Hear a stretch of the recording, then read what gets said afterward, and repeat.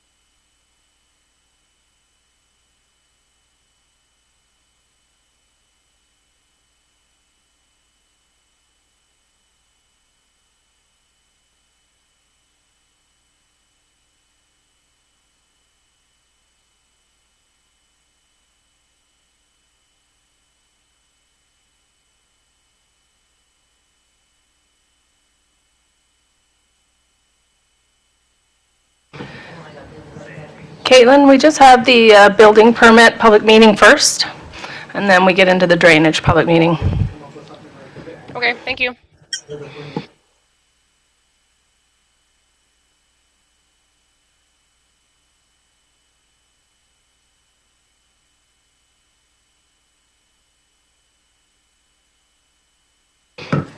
Can I get you to take your video off for now, Caitlin? Thank you.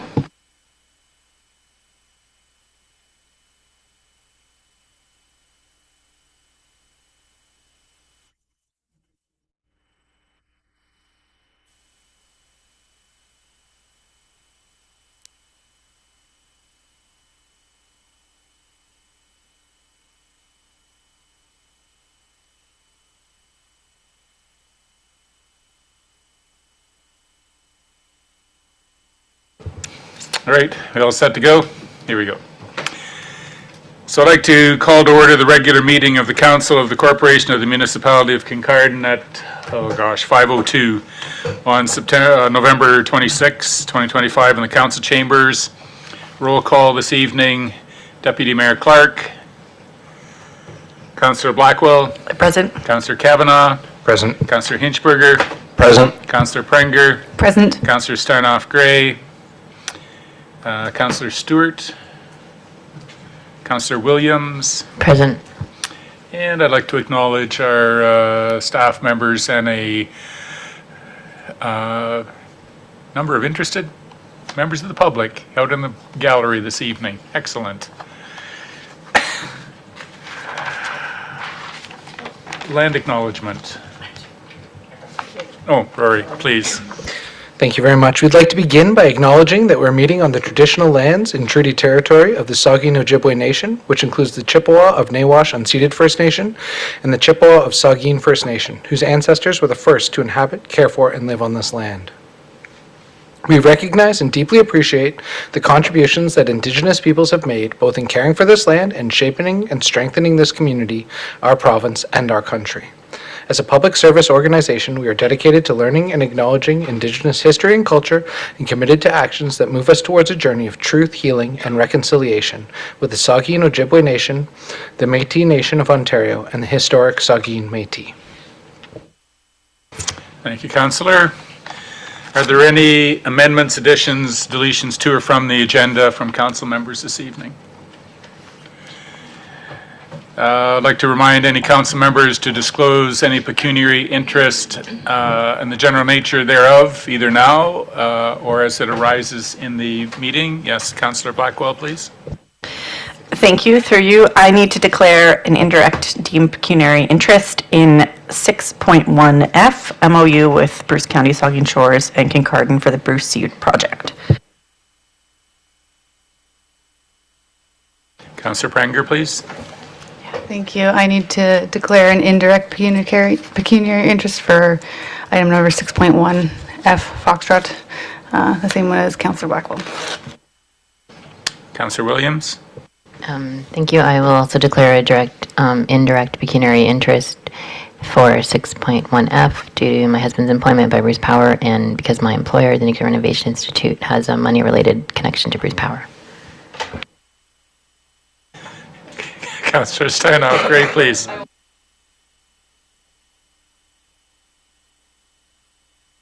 Thank you.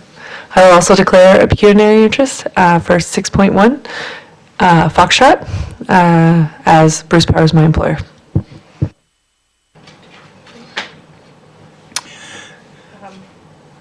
Okay. All right, we have the adoption of minutes. I need a mover and seconder that the minutes of the council meetings held on November 12, 2025 be adopted as printed. Moved by councillors Williams and Stewart. Any discussion? All in favor? That's carried. We have matters for public participation. We have some service recognition awards. Assist us to read them, or? Yep. Okay. So we did have a presentation earlier on by our staff recognizing employees who have spent years of service. This is the 5, 10, year anniversaries. I'd like to acknowledge that Leon Wilson, Sandy Ryby, Jessica Brown, Mark Stopford, Chris Hayes, Kimberly Hall, and John Cassidy received their 5-year recognitions.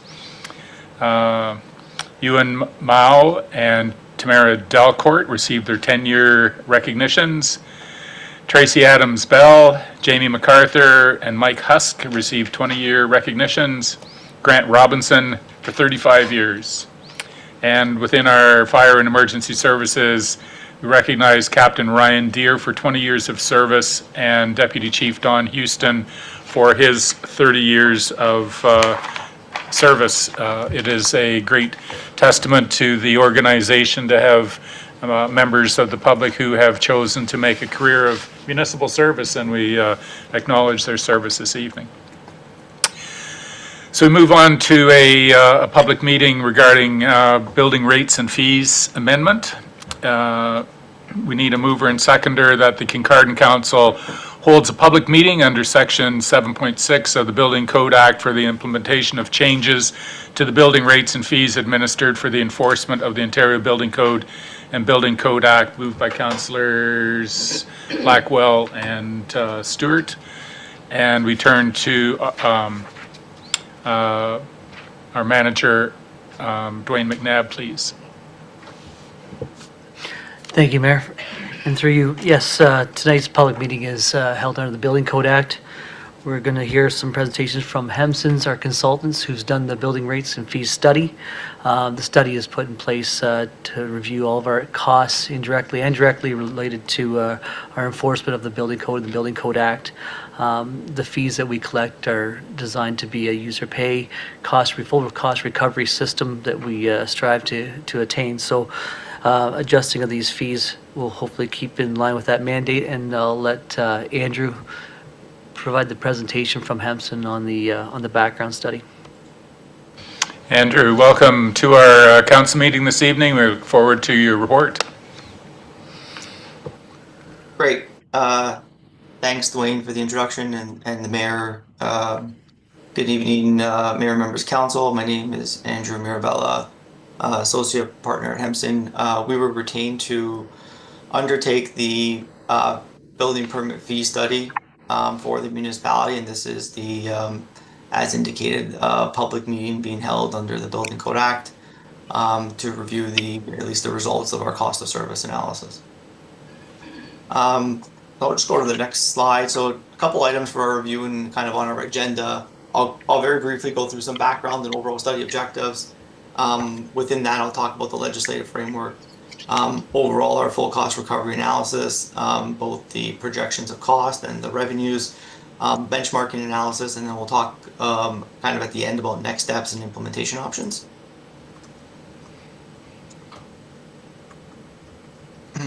So just generally speaking, the municipality has not undertaken a review of its building permit fees in quite some time, and the fees have also not been adjusted annually for the effects of inflation. So really this cost of service study is designed here to look at and review what the full cost of providing services is under the Building Code Act for building code services. We are kind of keeping in line with the provisions of the Building Code Act in the context of the reporting requirements and the delivery of the services and the fee calculations that we have.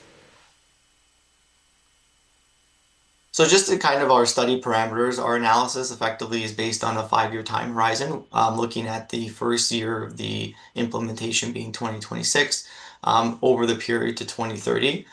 We use what we call as an activity-based costing approach, which effectively looks at those who are actually inspecting the buildings, undertaking the reviews, those on the ground actually doing the permit fee reviews. That's the activity based, or it's all time shared and based on those who are actually delivering the service and understanding their relationship in that delivery of the service and trying to quantify their time and quantify their costs. Under the Building Code Act, we are looking at both the direct and indirect costs, and that's quite similar to any cost recovery study that we do. We look at both the direct cost of providing services and then as well as the indirect cost components that are required. And under the Building Code Act, you have to report on both of those as part of your annual reports. And then we did a benchmarking review, just looking at your fees relative to those in some other surrounding jurisdictions. So under the Building Code Act, the fees themselves must not exceed the anticipated or reasonable cost required to administer and enforce the building code during building construction. So we are looking at kind of a cost recovery relationship to all the fees that are imposed within the bylaw that we're looking at. When changing fees, the public meeting is required and notice requirements have to be given, which both of which have been met, and that's the intention of today's meeting. And when we look at the regulations supporting the Building Code Act, municipalities have to report on the costs and fee revenues annually, which include the total fees collected within the 12-month period, the total direct costs, including any support staff in reviewing your applications, the indirect costs, which is our corporate overhead costs, and also a status of the building permit fee reserve fund balances need to be established and reported on annually through the reporting needs. So the first thing we do is look at the total cost of service, and the full cost of service is the basis point for our calculation determining for the basis of setting our user fees. When we look at the direct cost, it's kind of broken into a few different elements. The first being the direct cost of those departments that are providing the service. So we understand who's actually driving and delivering the services. In this case, it's large and parcel the building department, the building division that are the ones directly involved in the delivery of this service. So that includes all the payroll costs associated with those folks that are doing the work, any workstation and space requirements associated with them.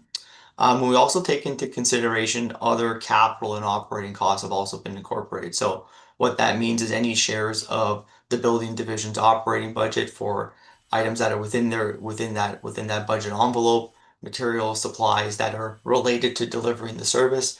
We incorporate that into our cost of service analysis. With discussions with staff, we made some kind of adjustments for one-time costs that might not be recurring, and also made some adjustments on a go-forward basis what we think might occur. On the second component is the indirect cost reporting, which is our appropriate share of costs of our corporate overhead department. So for example, the shares of cost that can be attributable to building code services, council, office of the CAO, treasury, legislative services. These divisions don't necessarily, process an application or the permit itself, but they're a critical function in the management of the corporation, which support the building division. So we take a portion of those costs and we incorporate in the full cost recovery analysis. I'll talk a little bit about the reserve fund, and the municipality currently has in place a reserve fund to manage your building permit and building code activities, which effectively manage the revenue variations that might occur from year to year. As of 2024, the closing balance was in a surplus position of about 1.9 million, but estimated to decline to about 1.75 million by year end 2025. And we've seen some kind of ups and downs in that reserve fund over the last couple of years, but it has been drawn upon over the last few years. Right now, the reserve fund is sufficient to manage any immediate downturn in permit activity. So you'll see when we look at the cost recovery in the next slide, we don't actually include any further provisions to the reserve fund in the calculation of the rates. We assume that reserve fund can manage over the next few years, but the municipality has to take a kind of close eye on it to make sure that it doesn't start to keep dipping or keep going below. And certainly if you implement the full cost recovery fees, that would certainly help offset any further reductions in that reserve loan.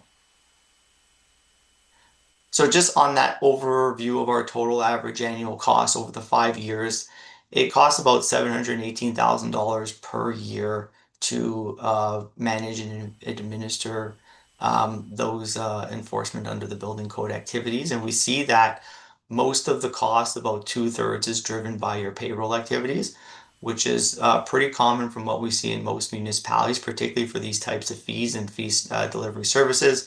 They're very hands-on, they're very staff-driven, and obviously you need the people in order to deliver that type of service. So that is what drives the cost of service. We typically see the operating and capital costs here that represents about 11% of the total. Our indirect cost share, so that's our corporate overhead share, that represents about just under 16% of the total cost. And I guess I do mention again that the reserve fund is in a fairly healthy position, so no further annual contributions are built into the fees at this time. So this is the cost of delivering the service over each year over the next 5 years is the way we've structured this. So that's on the cost side. Then we kind of look at the revenues over that same planning horizon period. And the revenues in the municipality averaged about $350,000 a year. We see some kind of ramp up of revenues during the kind of COVID-19 period. 2022 kind of having a peak revenues of closer to 450,000 for kind of leveling off to more normalized like activity. For fee setting purposes, we've increased the revenue beyond the 5-year average, recognizing some of the potential uplift in development activity and some of the prospects that are in the pipeline. So higher than the average, but certainly more in line with kind of what we saw in 2024, but certainly less than what we saw in 2022 on an average basis. So again, just on the revenue side, because we're looking at the 5-year cost recovery, we look at as an average annual revenue, and relative to that 5-year average permit revenues of about 350,000, we've adjusted it upwards to reflect an increase in permit activity and anticipated volumes. So our average annual revenues of what we're projecting is about $400,000, which aligns with the cost analysis and the FTEs and the services that are required in order to manage that type of activity. So just on the way the fee and the cost analysis works here is based on the cost of delivering the service on an average annual basis is about $718,000. The revenues that you would see on an annual basis over that same preceding period is about $400,000. So there's a fee change of close to 80% that's required in order to bridge that gap and recover the full cost of delivering services. And that could be the increase that the municipality could justify into your rates, which would be applied uniformly to the rate schedule. Part of the staff report and part of some of the recommendations here, there are some additional changes to the structure and some new fees that are proposed, which are all kind of considered within the analysis itself. In addition to the rate change, we do suggest that annual indexing be included in the bylaw so that we don't see some of these huge jumps when we come back or someone comes back and does this study in 5-6 years time. So at least we're keeping up with the effects of inflation.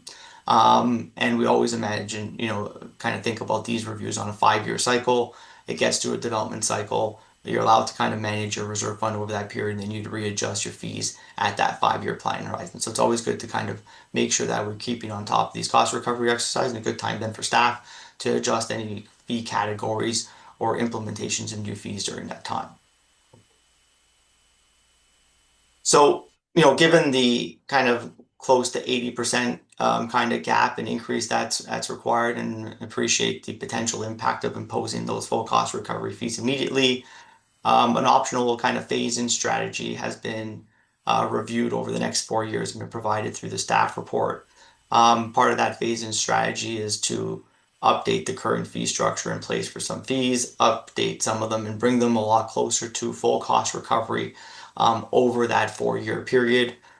Within that kind of structure, and then the fees that are in the staff report, there's some clarification how the certain fees are going to be treated more from an administration perspective, introduction to some new minor miscellaneous inspection fees, and then again, kind of thinking about the indexation practices and part of the bylaw process starting in 2027 to start to index those fees on an annual basis, which is really kind of forming part of this public meeting to make sure that this public meeting serves as the basis for future indexation practices, to ensure that building division remains self-sustaining, and we're keeping up with the cost effects each year. These fees aren't going to be passed tonight, but we are expecting that they would be considered by municipal council potentially at the next council meeting on December 3rd, 2025. So with that, just in terms of some of the benchmarking analysis, we look at our rates on a per square foot basis. The town's current rates kind of fall below the municipal average on the residential side, and certainly well below the municipal maximum that we have. The calculated rates, part of the implementation consideration, kind of bring us up to closer to the municipal average. A similar kind of story for the different kind of non-residential structures itself. But as we go forward through the planning period, those as we get closer to full cost recovery, those fees would from that 2026 rate that we see would continue to increase over the period. But we would also expect the other municipalities at least to be adjusting their rates by inflation or more over the period as well. And I would just leave off with some new miscellaneous inspection fees that the municipality is looking to consider, and again, kind of following suit with that phase-in schedule, looking at building inspections, surplus severances, short-term rental accommodations, septic analysis, and the HGCO occupant load determinations, most of which kind of being, again, flat rate inspection fees ranging from, $120 for your building inspections up to $500 for the septic and AGCOs, and the short-term rental and severance surplus would be at about $1,500, and those would maintain the course over the period, with the exception of building inspections ramping up to a full cost recovery rate, which is similar to what we had in the phase-in schedule for other similar fees in the staff report. So that does conclude my kind of overview of the report, and be happy to answer any questions, or if the manager of the CBO had anything further to add to my presentation, I'd be happy to hear it. Thank you, Andrew, for that. I'm just going to interject a little bit. I think I made a little procedural gaffe, so we're just going to fix that. We have a mover and seconder that we hold a public meeting, but we never did vote on it. So just so that we have opportunity for people to actually participate in it. So all in favor of the motion that we have the public meeting, that's carried. There will be a subsequent motion that will address the approval of the amendments and stuff like that. So at this point, once again, Andrew, thank you for that presentation. Council has opportunity to ask our staff or consultant it's like a planning thing. There's the technical side of it, and then we'll have another opportunity following any public input for more, commentary and perspective questions. So, Councillor Steinhoff-Gray, please. Thank you, through you, Chair. I actually have a couple questions, but I'm not going to ask them because I'm thinking some of them might be related to the part 2. But for clarification, when I'm looking at the graphic you've included in the presentation that you just showed us, which would be page 13, when I'm looking at the PDF report, the numbers are different. The Table 8 municipal building permit fee comparison. But they look identical, and it's the only chart that looks like that in the report, which I read. So I just want to know what I'm misreading, which one I should consider my reality, because this one has our current rate as 80 cents, and the other one has our current rate as $1.20, and calculated rate is 144 in the one in the report, but our calculated rate for 2026 is $1.30 in the other. So I just want to know which chart is the reality I should be focusing on for purposes of this discussion. Yeah, we'll direct this to our manager, Dwayne McNabb, please. Dwayne? Yes, sir. Sorry, Councillor Gray, which page was that you're referring to specifically? Dwayne, I can answer. Page 13 of the PDF, and then, or of the presentation, like the visual that you just had up, and then page 22 of the PDF report. Andrew, you said you had a response to that? Sorry. Yes, sorry, through the mayor. So the report has the full cost recovery fee in there, where what's included in the presentation is the implementation option, so the phase-in, so it would be the rate in 2026 comparison under the calculated, and under the current rate, we've included the $1.20, which is further in discussion with staff, is the true charge that gets calculated, because it's plus the basement apartment the basement unit gets charged separately. So both numbers are correct. I just think the 120 in the presentation is more reflective of the way the SDU would actually get charged out on a household basis. Does that make sense? It does. Yep, Thank you. Councillor Williams, please. Thank you, through you. The report acknowledges that the rates have not been reviewed for quite some time, and I just thought maybe for public awareness, if we can clarify why we haven't reviewed them until now, or why it's taken so long. Dwayne, please. Yes, through you, Mayor, I can speak to that a little bit. Through you, Councillor Williams, the rates, when I arrived in 2021, they were proposed to be indexed at the end of the year, but upon review and discussions with Treasury as well, is that the rates, they couldn't be indexed like other rates. They are subject to the Building Code Act and must have a public meeting. So just applying the CPI to them at the end of the year would constitute a rate adjustment, which kicks it out of the building code, which we must have a public meeting. So that was not done, from my knowledge, at least at 2021, but a further review looks like it's been frozen since 2018. So again, putting it within the prioritized list to get this done, that's why we have Hamptons, that we had to hold this public meeting so we could move into getting these rates realigned with our intent to become full cost recovery before we got further down the road, that we have a larger gap between our expenses and our revenues. Okay, there's opportunity now for any member of the public to make comment, either in support or in opposition to any of the information that has been received or presented this evening. Anyone from the public who would like to make comment? There's no one online. Has there been any written submissions, Dwayne, regarding this public meeting? No submissions received. Okay. Seeing none, any council final questions or comments? Councillor Blackwell, you had your hand up.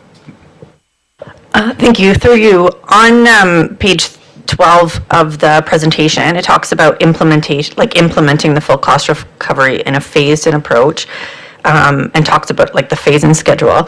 And then it also says that we would index the fees on an annual basis at 3%. Is that in addition to the phased-in, or is the phased-in reflecting that 3%? So through the mayor, the phase-in is calculated in current dollars. So the indexation would be technically in addition to that, should the municipality want to proceed with indexing the rates.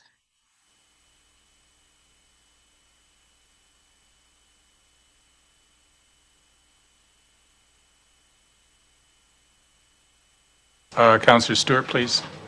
Thank you, and through you, this has sort of come as a shock to me. I don't know about the rest of the council, but boy, it's been a tough year. The intake pipe, the sludge in our lagoons and everything else. We're looking at big bucks here. And this could impact people thinking of moving into Kincardine. So we're going to have to really take a serious look at this. I mean, we had a nice reserve. I mean, congratulations, $1.9 million reserve. Is, we've been building that probably in the 80s and 90s and everything. But all of a sudden we're starting to take money out of the reserve. So we're going to have to keep a close look at this every year, because I've seen development activity decreasing, not increasing. So we might have to make some additional changes as we look at this year after year. Thank you. Councillor Steinhoff-Gray, please. Thank you, through you, Chair. I think instead of asking the question I was going to ask, I'm going to ask a follow-up based on what Councillor Stewart said. And this is probably a question for our consultant. But when I was looking at the comparator rates, and again, I was using the table from the PDF, not from the report that you provided to council today. But when I looked at the cost points and looked at where we are versus the average rate for all of those costs that were there, it looked like the average rate was $1.33, I think. So we're pretty on point. So are we concerned that if we raise this by the 80%, we would be deterring development? Because it looks like it matches where everyone is currently. So if anything, it would be more perplexing that we don't have more development, because we're clearly below where our co-comparators are based on my analysis. But again, you adjusted the 80 cents to $1.20. So when I was doing this, I was thinking 80 cents. Yep, so is there a relationship between building permit fees and development? That's the broad question? Yes. Okay. Yeah, Andrew, maybe you can speak to that, please? Yeah, no, and that's a fair question and through the mayor. I mean, we haven't seen a huge relationship between these types of fees and the level of development. The building permit fees typically represent a pretty small component of the pro forma of any development. And obviously, this doesn't speak to the service level differences in each municipality, which is obviously hard to tell from just purely a rate comparison. So we just have to take those types of things into consideration. That's part and parcel of the requirement here to look at the phase-in option, is so that we kind of, blend in those rates over a couple years point in time, and then recognizing other municipalities during that period may also be looking at either a fee studies or at least adjusting their rates for inflation, which will also bring those rates up as well. Councillor Blackwell, please. Thank you. Through you, sort of tangentially related to that.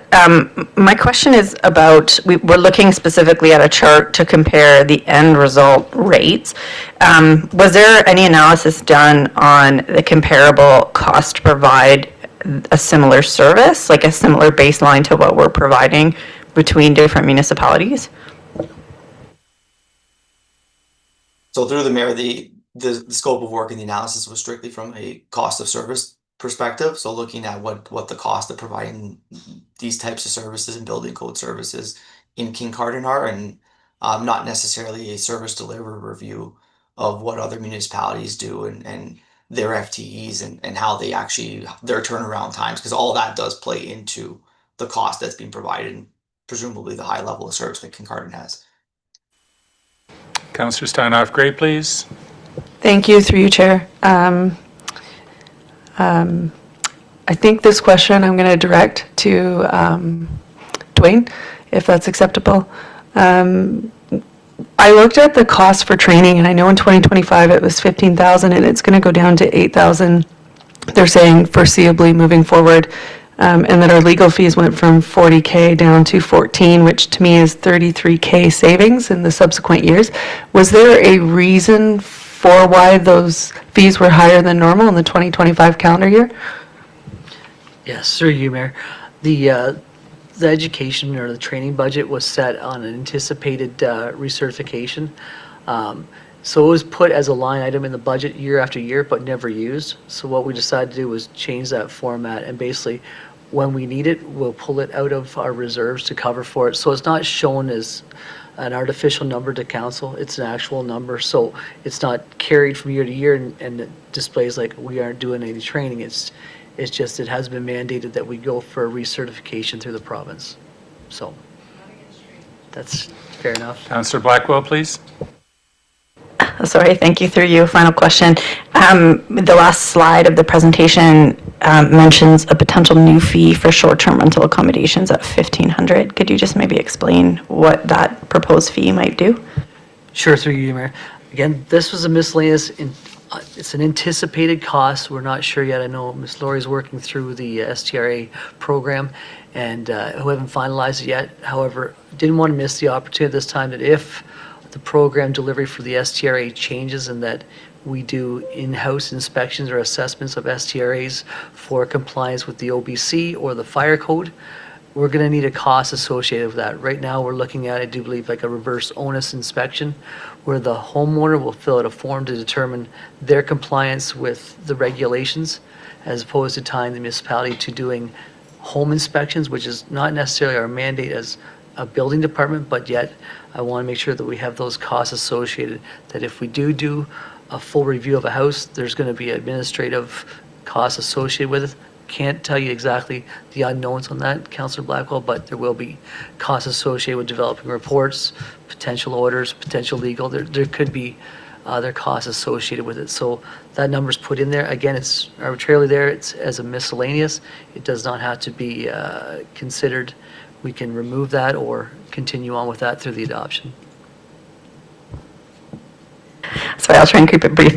I've seen some of our building fees are like at cost or whatever. I wonder if when you're just describing some of the things you might be doing. Just a last note that I wanted to mention as well is our community improvement plan does include one of the potential incentives being that we would offset building fees or permit fees. Are these the kind of fees that if it's for affordable housing or commercial opportunities, these are the fees that we would be able to potentially offset through that community improvement plan? I don't believe so, and I might need your assistance on that, Andrew, but I do believe these are the cost recovery fees associated with us providing the service. So not necessarily something that we could offset, I don't believe. I mean, it really depends, Dwayne, from a CIP standpoint, though, what the parameters of that program are, where some municipalities, and I haven't looked at your program, do alleviate building permit fees as one area to attract that type of development, but it is still funded effectively through the tax base through a program, and then that money gets transferred to the building permit reserve fund to offset that discount that is provided. So I'm going to defer to our Director of Corporate Services. Do you have, were you going to respond to that, Roxana? Okay. Councillor Williams, question, please. Thank you, through you. I just wanted to seek a point of clarity, and perhaps it's for the Director of Corporate Services. There's reference that the average annual cost is about $718,000 to kind of run like the building permit program or the building department. And the current draft 2026 budget, it's estimating $600,000, and I just wanted to confirm perhaps what that $100,000 difference is. Through you, Mayor Craig, are you referring specifically to the building department budget? So this analysis allocates all of the indirect costs to that budget as well, which is not something that we've previously done. But going forward, if this is adopted, then we would begin recording actuals and having transfers into the building department budget based on overhead as determined in this review. If I may, Mayor Craig, I just wanted to offer a point of clarification with respect to the reserve fund balance. The reasoning for the significant balance is because of the one-time project for the Armo wind turbines, and that is why there is a significant amount of funds in that reserve fund. So it's not typical of traditional building permit applications. So I just wanted to offer that clarification. Councillor Stanoff-Gray, please. Thank you, through you, Chair. I do believe this is a question for our consultant, Andrew. When I was looking again at page 22, that chart, one of the things I thought was interesting is when we look at like the single dwellings and we do our cost adjustment by the 80% costs that we're short for cost recovery, we still look normal. But when you add it to industrial, we look very outlier. Like we're outliers. We're way higher than a lot of our I think we might actually be the highest. Why is that difference? Like obviously something's driving that calculation. What is causing that difference when we do the adjustment to the industrial?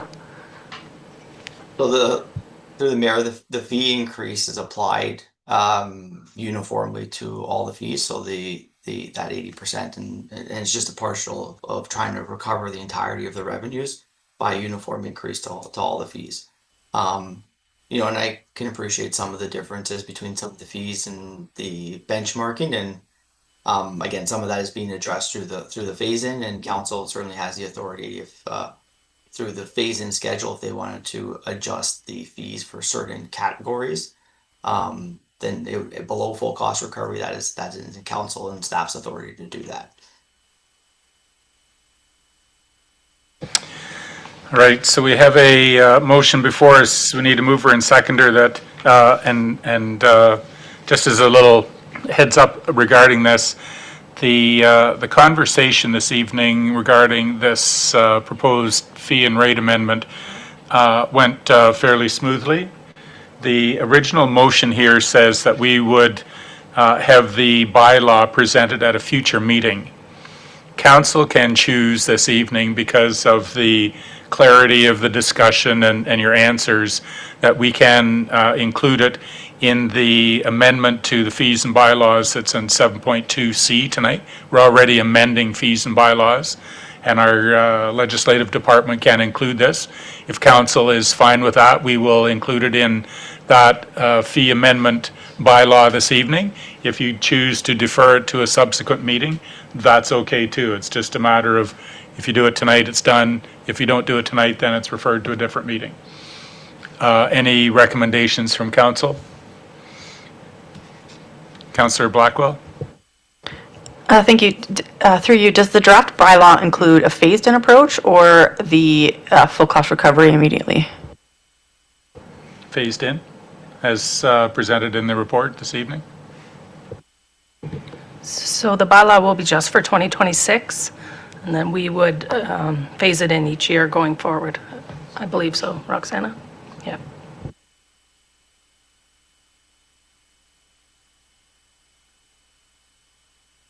Somebody say something, and then we can decide one way or the other. Councillor Stewart.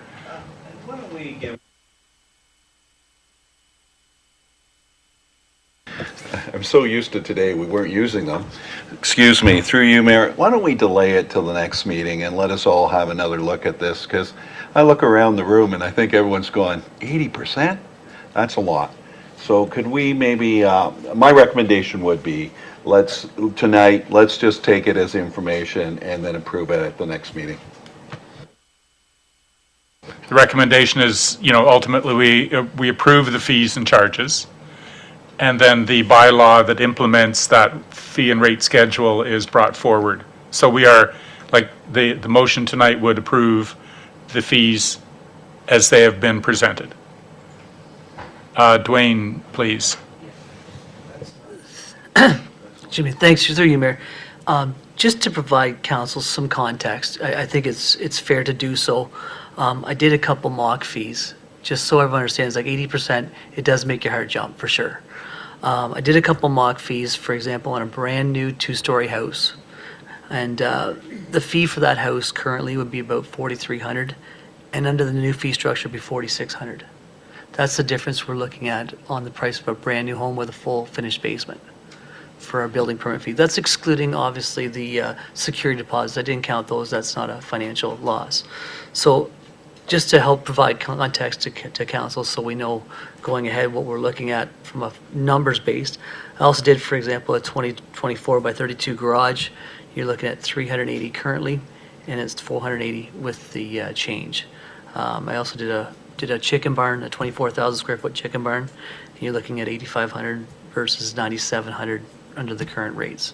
So there are some fluctuations on the type of building, but those are just some examples that if council wants to take time to ask me or go over that, I'm more than happy to. In year one. That's thank in you. year one. Sorry, yes. Yeah, no, I'm not, no, just a minute. So the reality is, when we look at the reserve fund, we've dropped by, I think there was like 350,000 came out of the reserve fund this year to top the expenses of the building, building department. So, we might have a significant building fund now, but if we don't close the gap, it'll take no time for that to disappear. So the, council does have the option to, in the event that we look at this next year and say, gosh, those real numbers are too high, do we have the option to either not raise it? Can we change the fee schedule? Or like 80% seems like a big number, but the reality is if it doesn't go on the users, then it goes on the property taxes. That's the option. This is a straight user fee, and it's one of those options that if the builders and the developers don't pay it, then you and I will on our property taxes. So those are the two options. Councillor Blackwell, please. Thank you. Sorry, this was just a procedural question. We have this meeting today, and then we have a special meeting on the 3rd, and I think a special meeting on the 10th. Is there another meeting prior to 2026 that we would be able to pass this out? Or if we don't do it now, it wouldn't be in place at the beginning of 2026?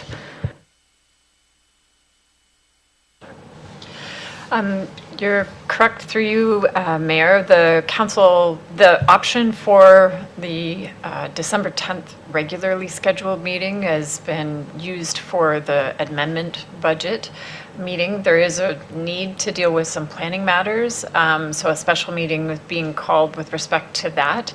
That's on the 3rd. On the 3rd, sorry.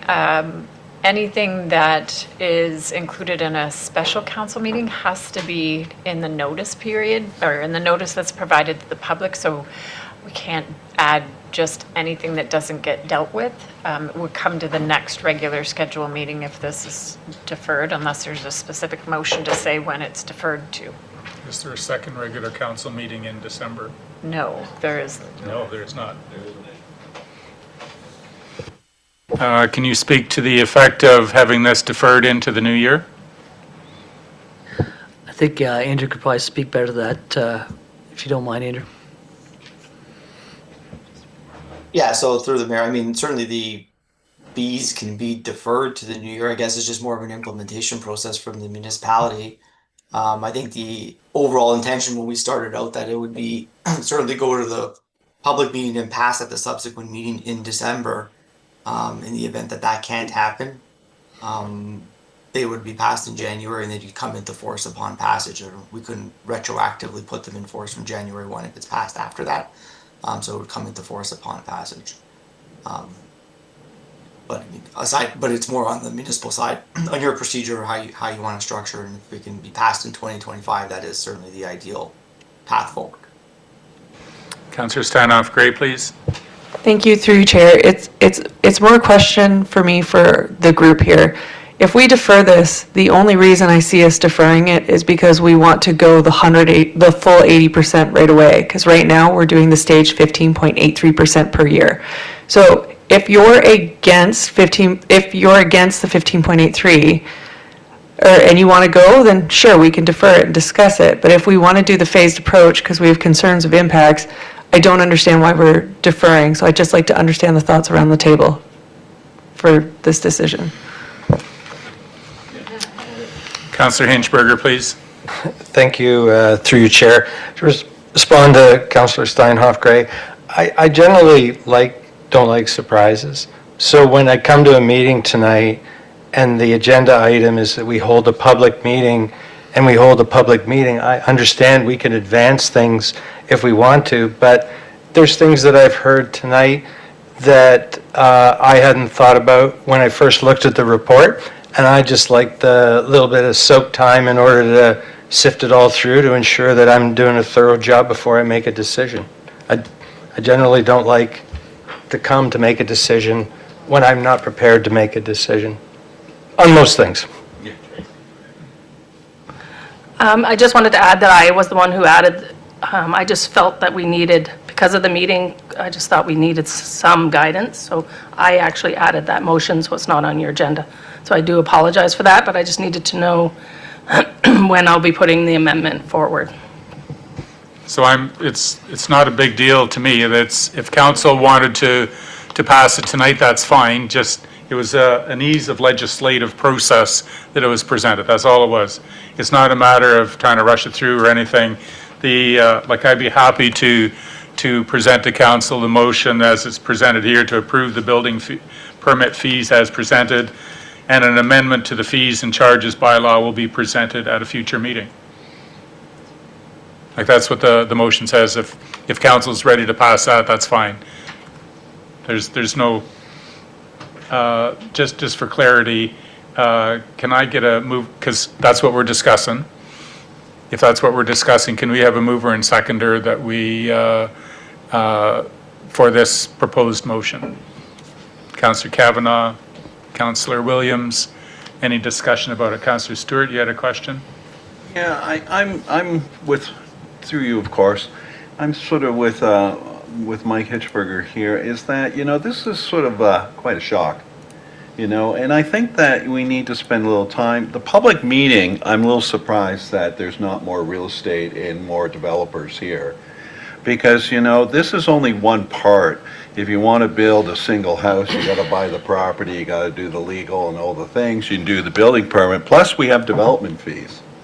So I'd really like to take a look at this and take a little more of examination of what a fee would be in year 1, year 2, year 3, year 4, year 5, along with the development fees, because we're getting up around 30,000 plus for a single dwelling home. I think that's correct, isn't it? Maybe I'm incorrect.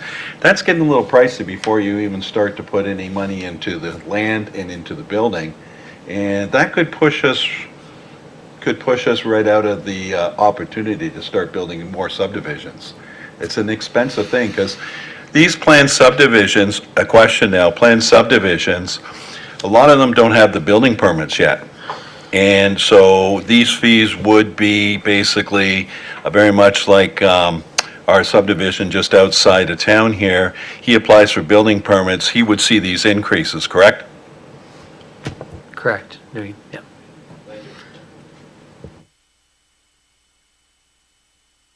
Further discussion?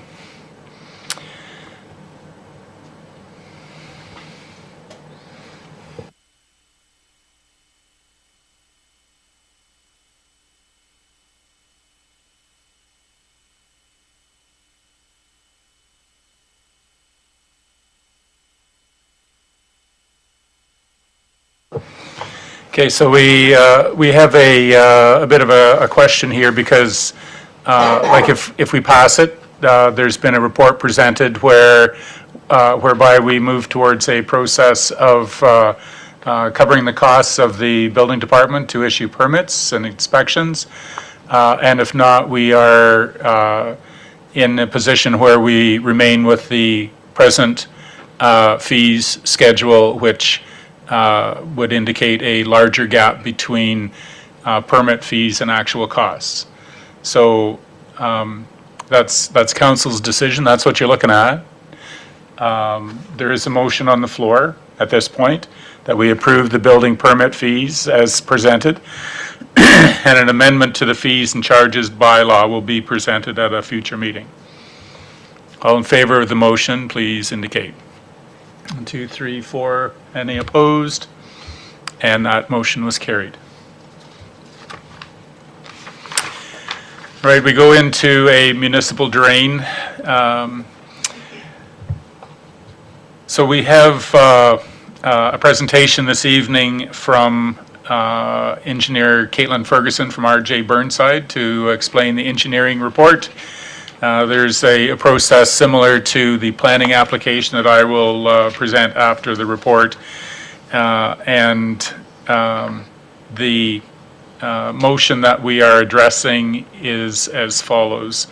We need a mover and seconder that council accept the engineer's report as provided through RJ Burnside Associates in reference to Municipal Drain 22 and refers to the bylaw section of the agenda and provisionally adopts the bylaw. So it's only read a first and second time this evening. Further, that Mayor Craig, Councillor Steinhoff Gray, and Councillor Hinchberger be appointed as members of the Court of Revision for Municipal Drain 22. Further, that Councillor Steinhoff Gray be appointed as chairperson of the Court of Revision for Municipal Drain 22. We need a mover and seconder for that motion. Councillor Hinchberger and Blackwell. Ms. Ferguson, welcome to our meeting this evening, and it's your opportunity here to give us the report explaining the engineering process of Municipal Drain 22.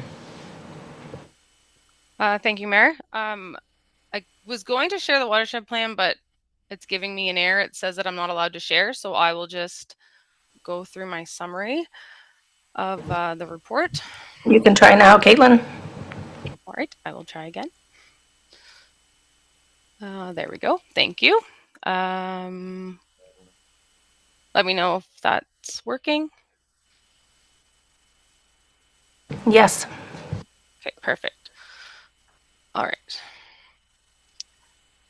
Okay. So thank you, Mayor Craig, and good evening, everyone. I'm Caitlin Ferguson from RJ Burnside and an engineer on the MD number 22 project. The report was completed under Section 4 of the Drainage Act as a result of a petition for a new municipal drain submitted for lots 19 and 20 in Concession 8 of the geographic township of Bruce. The area requiring drainage for this project was determined to be those two lots, 19 and 20 in Concession 8, and that the petition was valid in accordance with Section 4.1 of the Drainage Act. The on-site meeting occurred in September 2024 to discuss the reasons for the petition and the Drainage Act process. And I guess before I get too much further, I guess I shared my screen and then I forgot to talk about it. So the figure I have up here, the light blue line is the watershed boundary or the proposed watershed boundary for MD number 22. And then the portion in question for the drain is this darker blue line through mostly lot 20, a little bit on lot 19.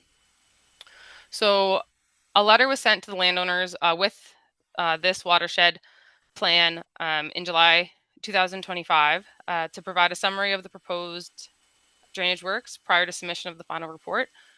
Like mentioned, the letter contained this enclosure as well as a preliminary assessment schedule, and it asked for landowner feedback by the end of August to incorporate or for our consideration. There's no proposed construction work for this project. The existing channel that I mentioned on lots 19 and a little bit on lot 20 is being adopted as a municipal drain for future maintenance purposes for the removal of obstructions. There's an issue with beaver dams along this natural water course, and I think that was the primary reason for the petition. The channel being adopted is approximately 2,166 meters long. When reviewing the engineer's report, the body of it contains background information, a meeting summary, the proposed channel adoption for the project. It also has details for maintenance and future considerations. Appendix A has allowances for right-of-way, no damage allowances since there is no construction proposed for this project. It also contains the cost estimate of $46,000 and the report and maintenance assessment schedules. I'd also like to note that any property with an equivalent area less than 3 hectares is not responsible for a percentage of future maintenance costs. It was deemed that the administrative costs for these properties would be higher than any maintenance assessment they would ever receive. So those small maintenance percentages were added to the municipality because they were all well less than 1%. And Appendix B contains the watershed plan that I have up on the screen here. Thank you, everyone. And is there any questions at this time? Thank you, Caitlin, for that report. Marco Leary is our environmental specialist. Any comments that you would like to add to the report? No? Okay. So there are a few details that we do have to address as we go into this meeting this evening. So individual assessments pertaining to this drain will not be dealt with this evening. Those will all be dealt with at a court of revision, which hears the appeals from any of the participating landowners. A notice will be sent to each one of the landowners that is being involved or is participating in this work, anyone who's within that watershed. The Court of Revision meeting date will be on Friday, December 19th at 2 p.m. here in the council chambers. And part of the motion this evening is the establishment of the Court of Revision, which includes Councillor Steinhoff, Gray, Councillor Hinchberger, and myself. There is opportunity for any property owners to speak to the engineering aspects of this. If you want to talk about the depth of the drain, the width of the drain, how much water goes in the drain, all those sorts of things, that's fine. If your question is about assessment, that is not the purpose of this meeting this evening. That is for the Court of Revision on the 19th of December. Is there anyone from the public here who would like to speak to the engineering details of this municipal drain 22? Yes, just please come to the podium if you would please, Jim, and tell us what your name is for the record. I'm going to guess. My name is Jim McTeer. I'm the owner of Lot 20, Concession 6. The report that was produced, I noticed when I read it, it said that all participants were in favor of it. That was produced before I was ever informed that this was going on.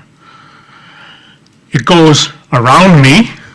It does not include me, but that drain going through the bush there has a direct impact on my property because if the water backs up there, I get flooded. This summer, there has been 300, 400 acres around me that has been systematically drained that potentially is all going to dump to that.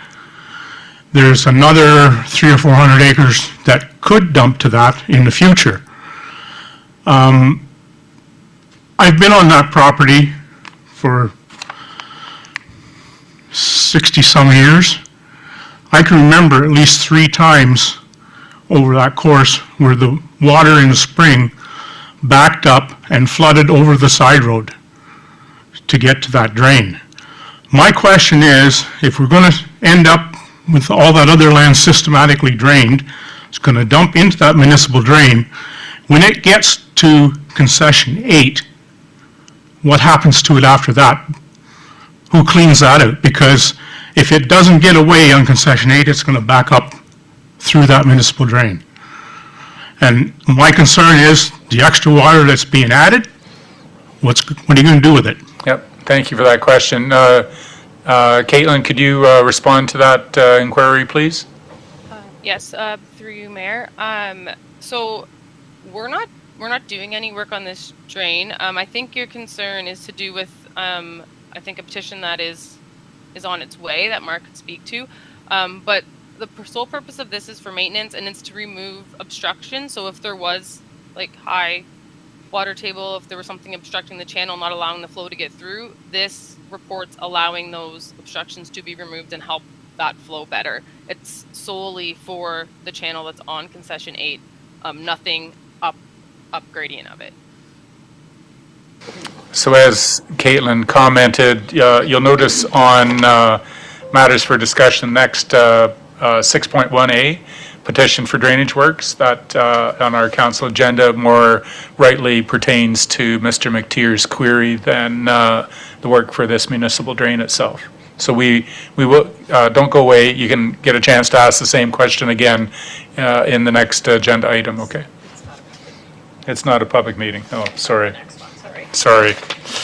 But you might be afforded some answers for that. Okay.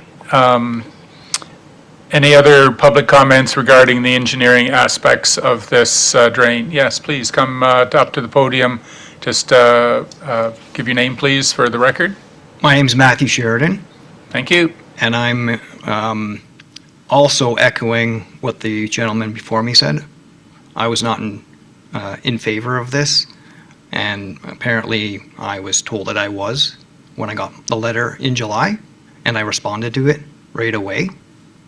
And apparently this engineering report does not take into account Saugeen Valley Conservation Authority reports that I was required to get prior to building.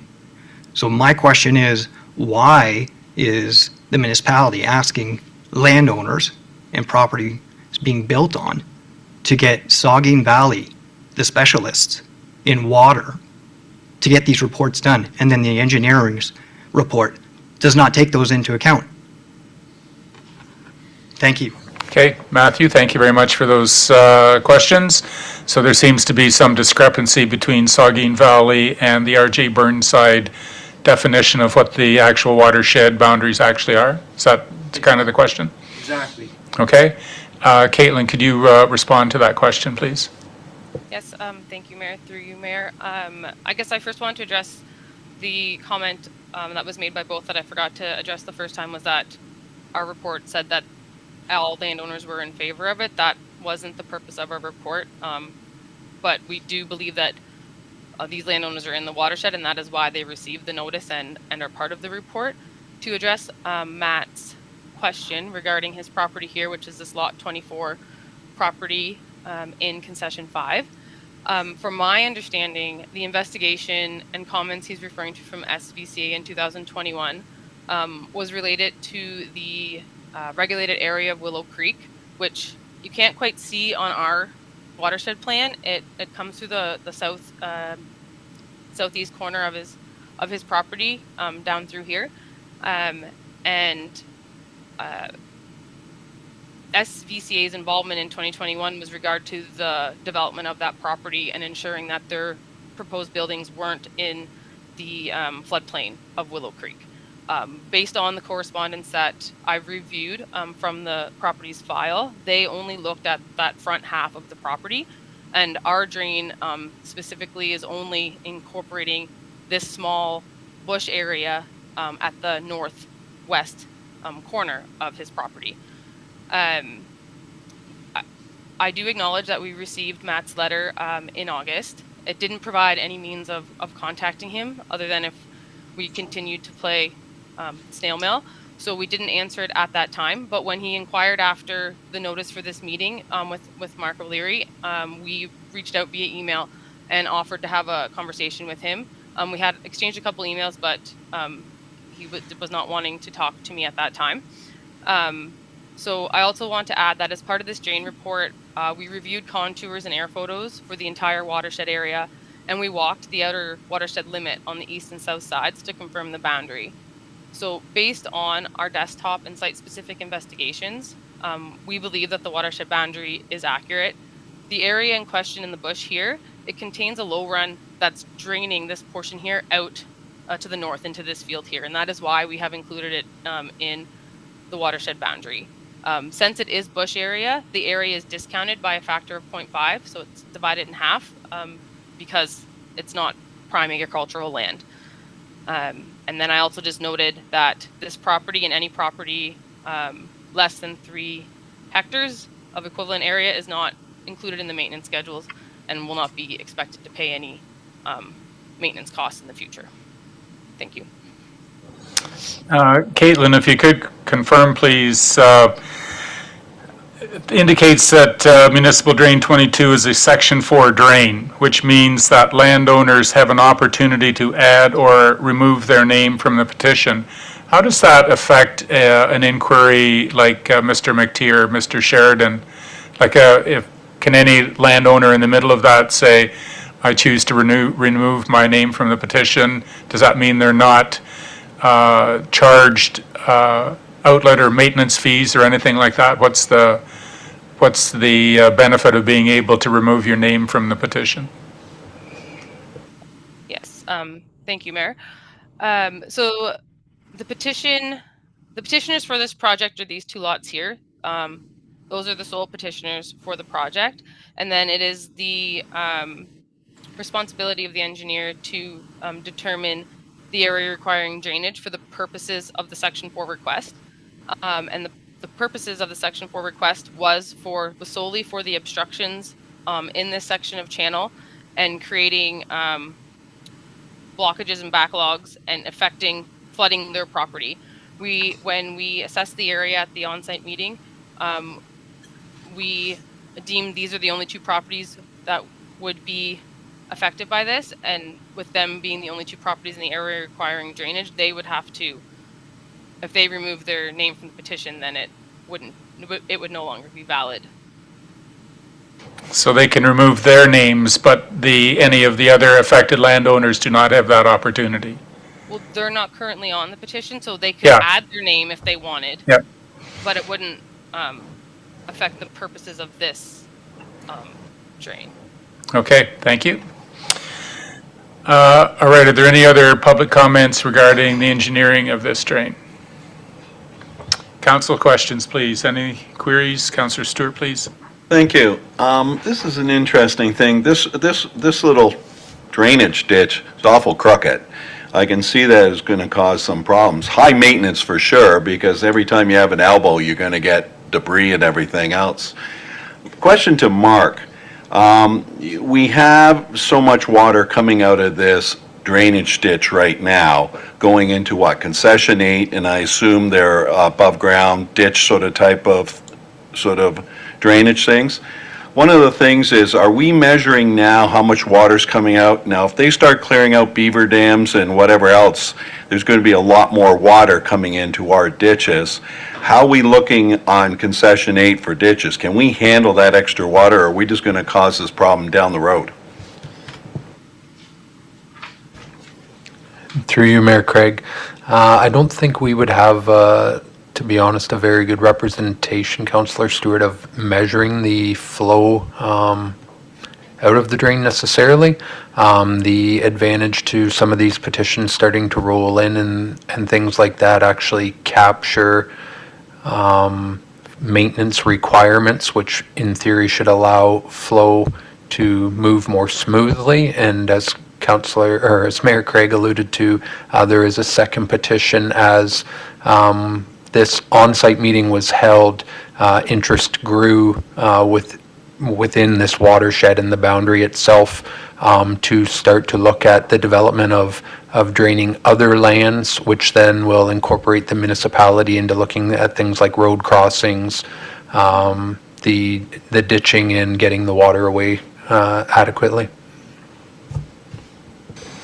Follow-up, please. And if I may, any engineering report, to clarify if you would please, determines that, like, you just can't dump water out in a field someplace. There's got to be an outlet for it. So I assume, correct me if I'm wrong, that the engineers have already established that there's a sufficient outlet for the water that's going to be carried on this maintenance work. Through your Mayor Craig, that's correct. And then the follow-up petition later this evening is actually looking for outlet. So then at that point, a engineering report will come through for those lots to assess, and there's possibilities then at that point that future upgrades would need to be made. Councillor Stewart, anything else? Yes, which is fine, which is good, but, then you're talking about some surprise costs that we don't know about right now because we don't really know, or you don't really know the condition of our ditches along Concession 8? That's correct, Councillor Stewart. I'd have to have a discussion with the operations group, the supervisor and the manager of operations to assess ditching. That's kind of their wheelhouse.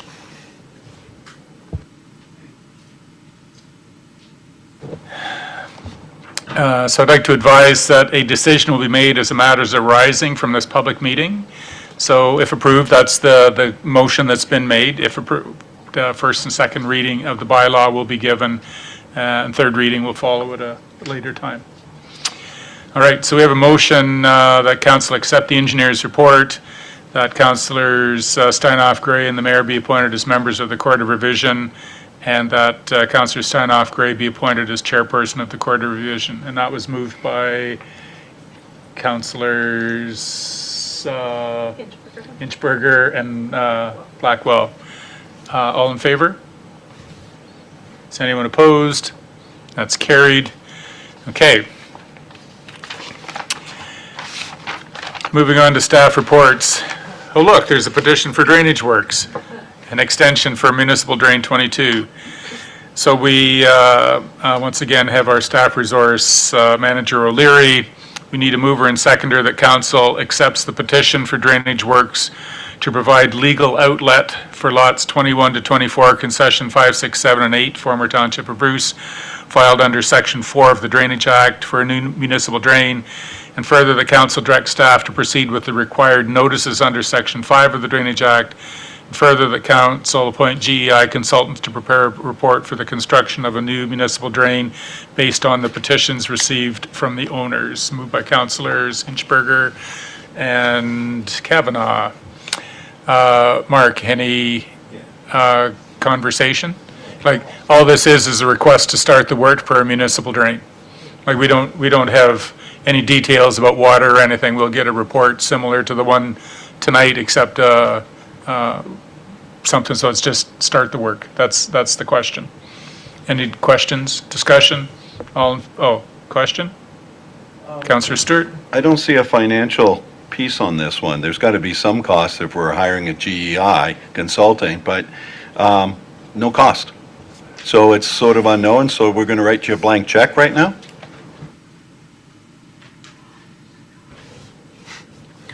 Through you, Mayor Craig. So typically we point the engineers to these processes, and similar to what we just looked at, they'll begin with watershed cost and things like that.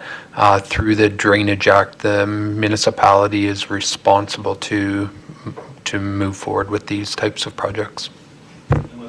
And ultimately, the costs are apportioned based on the amount of land that is used or is drained by the municipal drain. So including the engineer's fees, so we don't pay all the engineer's fees anyway, so we pay our share. Further discussion? All in favor? Any opposed? That's carried. Variance 2025 quarter 3 variance and forecasting report for information. Director, any comments on this variance report before you get any questions? Yes, through you, Mayor. So this third quarter variance report has been provided in a new format than what has traditionally been reported to council in prior quarters. The report provides forecasting projections using year-to-date actuals for the period of ending September 30th to December 31st. Staff have reviewed the details of all accounts and have summarized the information at a high level for each department, as well as forecasted wages by department and overtime wages, all of which have been provided in the attachments.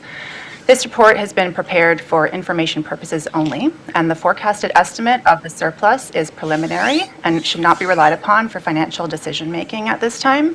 And the municipality will report the actual operating surplus or deficit upon completion of the year-end audit, which is held in June 2026. Questions? Councillor Hinchberger, please. Thank you, through you, Chair. I have a couple questions. Thank you for the report. I believe you mentioned it was a request. It might have been a request of mine.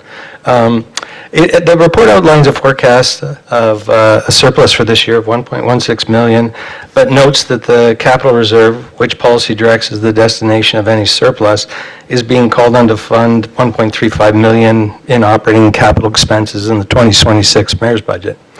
What's the projected 2026 opening and closing balances of the capital reserve, and what's the target balance for this reserve? So through you, Mayor, it's approximately 5 million opening and closing roughly. There are some items on there that, so we don't have a reserve fund policy that establishes predetermined thresholds for each of our reserve accounts. But we do like to have a healthy contingency/capital reserve for a variety of different reasons. There are some things that are not actually reflected in that contingency reserve balance for the 5 million that I've quoted, and that pertains primarily to items that are not actually on or budgeted through the operating budget. One of the examples would be $750,000 in physician loans that we have currently made that are not reflected because they're not actually in the income statement or reported in that way. So as an example, that 5 million should theoretically be reduced by $750,000. So it's hard to determine an exact number. However, it is nice to have a cushion there. The other thing, actually, we just touched on it, was municipal drain. So we do apportion the cost to the property owners. However, the municipality has to front all of those costs ahead of time. So a couple of years ago, we had a drain that cost $1 million just for the ratepayers, and it takes several years to recover those costs. Therefore, it is a good thing to have a healthy contingency reserve on hand, so that way we don't have to go through external borrowing, and we don't have to take on our line of credit and pay interest charges. So I hope that answers your question. Thank you. I have a second, but I'll wait my turn. It's another request. So the report also notes that there's low confidence in the forecast surplus, primarily due to limitations with existing systems and integrated purchase order functionality.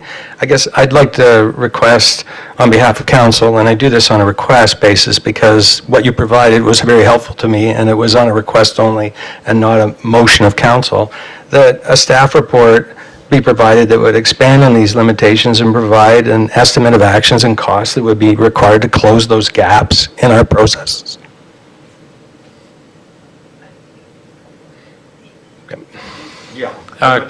Councillor, would you like to make that a motion? Just, it's very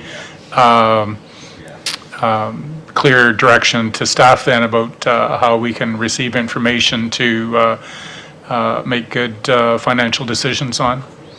Through you, Chair, I can do that. I'd like to move that council direct staff to provide a report that would outline the limitations in the year-end forecast provided in the report in front of us, and to provide actions and costs that would be required to close those gaps. Seconder for that motion, Councillor Councillor Prenger, please. CAO comment? Like there's, or our corporate director, just, you know, I'm trying to make sure that we can provide what you're asking for. If there's it's a high overview, but as long as there's a means to provide it, that's, I don't want us all to get frustrated by not doing what we can't do. So I'm just trying to find out if there's anything they heard that you're saying, well, can we get some more clarity about something? Or Roxana, go ahead, please. So through you, I would just like to offer that it would be, just at a high level, it would be a whole new reporting system, which we know we have to do within the next couple of years. We're currently using an antiquated financial accounting system, and we are actually just waiting on what the county is going to be implemented. And I know our neighbors, Saugeen Shores, are also working on a new system. So we want to actually see what systems they're going to be adopting first, and then we'll kind of hopefully piggyback on that. But it is something that will be budgeted for in the next couple of years in terms of getting a new software system for our financial reporting. Yep, so there we go, there's the start, but I'd like it, I personally would like that in a staff report, you know, if there's estimated costs or timelines and stuff like that. Is that sort of what you're looking for, Councillor? Well, that's correct, because, you know, the report outlines about whether council would determine whether the exercise has value or not, and council may actually decide that it's possible that it has value and may want to actually advance the budgetary actions that would make this happen sooner rather than later. So you're talking, Further questions? Councillor Stewart, please. I just want a little more further, because I know these reports, you'd probably have, 50, 60 hours in these reports from the staff. It's a very time-consuming thing. I know that my fellow councillor is asking some very good questions, but I'm trying to figure out really, you know, is it really value added right now with all the extra work that they would have to do for what your requests are? Are we really going to get something out of it? I mean, this is very valuable for budgeting, but, you know, I'm a little worried about the amount of time that we're asking staff to do these reports, because we don't have that higher level sort of financial analysis software, do we? I mean, these reports eventually will just come out with a keystroke, but right now, aren't they manually performed? Through you, Mayor Carey. Yes, so they are manually performed. We do have a budgeting system which we've been able to adapt and produce this report for. I think just one of the elements is that we currently use a manual purchase order system, so we're unable to really determine our liabilities essentially at a certain point in time, as we would be able to do better with an integrated purchase order system. So that is one of the components. Yep, so I think the value that Councillor Hinchberger's motion provides to me, correct me if I'm wrong, is that it's a one-time report identifying where the gaps are, like what prevents us from getting a more accurate assessment of the forecasting ability. And like I think your identification of an earlier, being able to address that issue earlier rather than later is a good thing. But it is just a one-time report, isn't it? Like, why can't we get this? That is correct. Yeah. It's a one-time report. And if I may, to my colleagues' comments, what I heard was that there's value in the forecasting when it comes to budgeting, yet the recommendation in the report is essentially, this is a lot of work, and recommends that we discontinue, not even do this again. And that's the part I can't let go. You'd have to do this every month. No.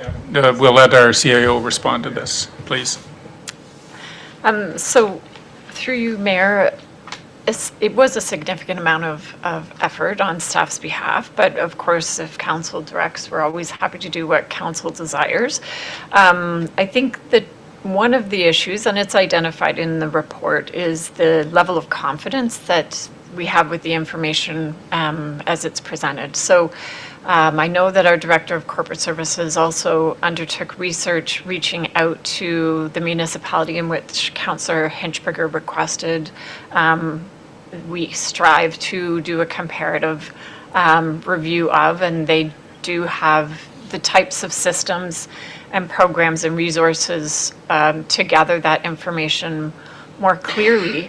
However, I think that even in that instance, the information that is forecasted was not with a high level of confidence, and perhaps the director could speak to what the actual amount that was forecasted using all of the types of systems that we don't have, and perhaps could put into place, but where did they end up with actuals in comparison? So I think that's where you're trying to get and understand the value of the exercise and investment.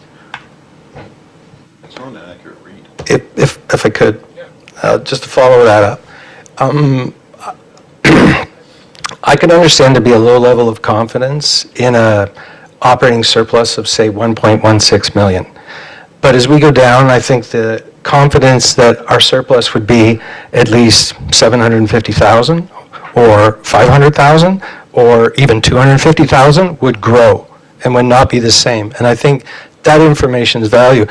There were some things that were discussed tonight that actually provided, there's a transparency component to this as well, as far as like communicating to the public that this is what we have, this is our projected surplus, we're open and honest, we don't have a lot of confidence in this right now because of the means that we do this, but I think the exercise is of value in doing that, and I don't think that should be lost. Roxanne, our CIO indicated that she was looking for a number from you. Through you. No pressure here. No, I just recall there being a projection, like a forecasted projection versus what the actual surplus was, and I recall it being a difference of about $500,000 for that particular municipality. Yeah. Councillor Williams, please. Thank you, through you. I really appreciated this report, and I appreciate that it took a lot of time to put together, but I also think that it's presented in a way that it's very digestible for the general public and very clearly demonstrates kind of where we aren't not only where we are today, but we're expecting to kind of end up. I just have a comment, a further comment, and then a question. I'll ask my question first. Just around the low confidence in the forecasting, we talk about projecting it at about 1.16 right now.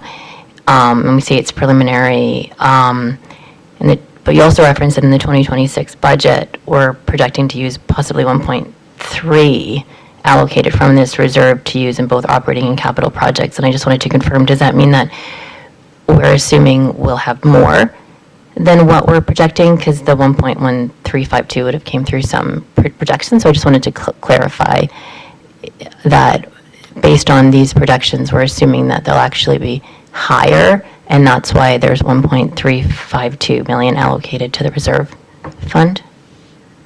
No, through you. So that's just based on the available balance in the reserve at this time. So it didn't factor in any of the forecasted surplus.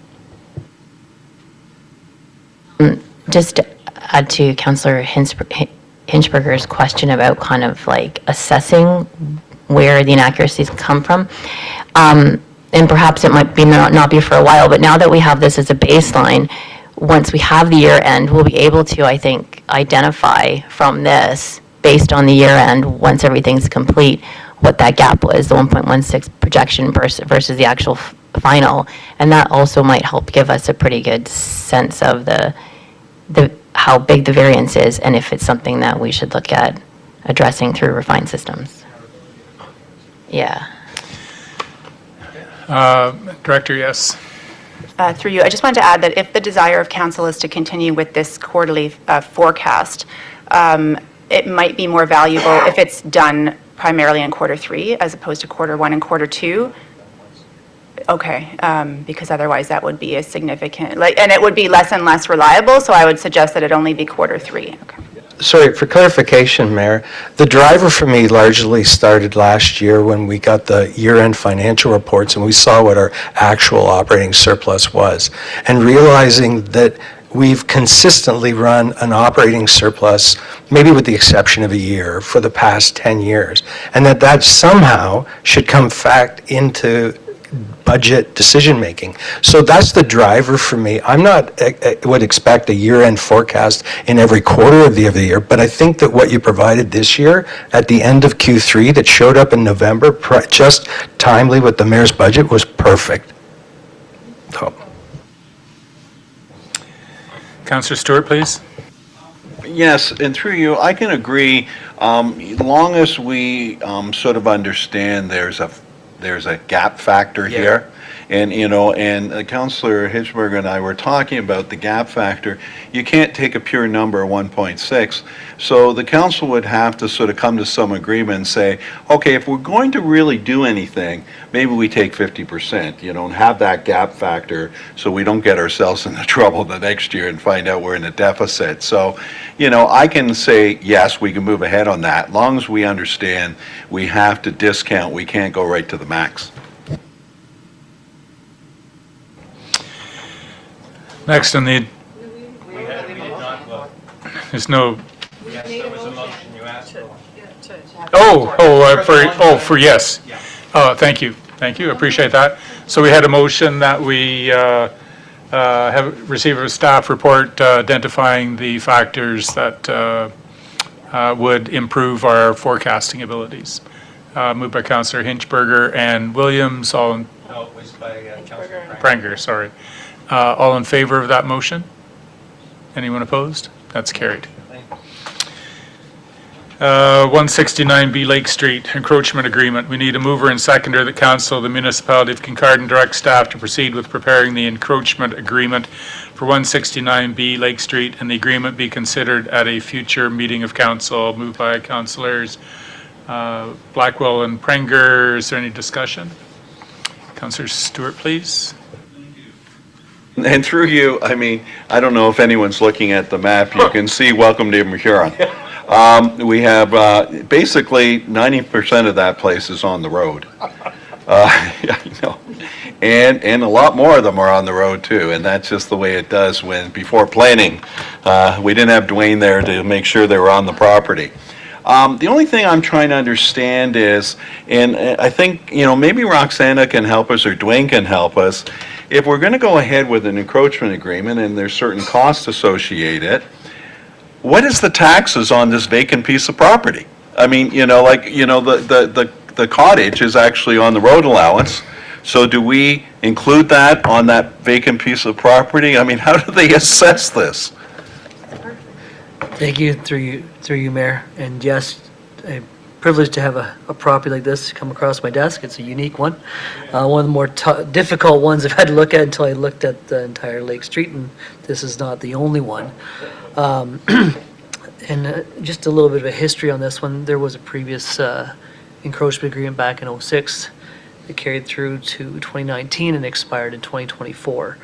From the history that I was able to find, and I apologize, it's limited, they were paying property taxes on 169B on that parcel, and it's been maintained like other properties along that stretch of land. They all paid their property taxes. This one, the property tax number, if you want me to provide, I do have a rough number, but again, it's not accurate. It's a number, but they have been paying property taxes on that parcel, not on the road allowance. That's a separate issue altogether. But yes, they were paying property taxes on that one, about $4,200. So the motion just directs staff to proceed with preparing the encroachment agreement, and it'll bring it back once it's done for our consideration. All in favor of the motion? And that's carried. Inverhuron Beach proposed sand movement. We need a mover and seconder that the purpose of obtaining a permit from the Saugeen Valley Conservation Authority, the municipality of Kincardine provides written permission to property owners along Huron Beach for a proposed sand movement, and that if sand is to be moved or spread onto municipal property, the municipality provides written permission for machinery and or equipment for site access. Moved by councillors Blackwell and Stewart. Director, do you want to talk about this a little bit? I think you should, just a little bit. Certainly. So, okay. Excellent. Just what does it mean?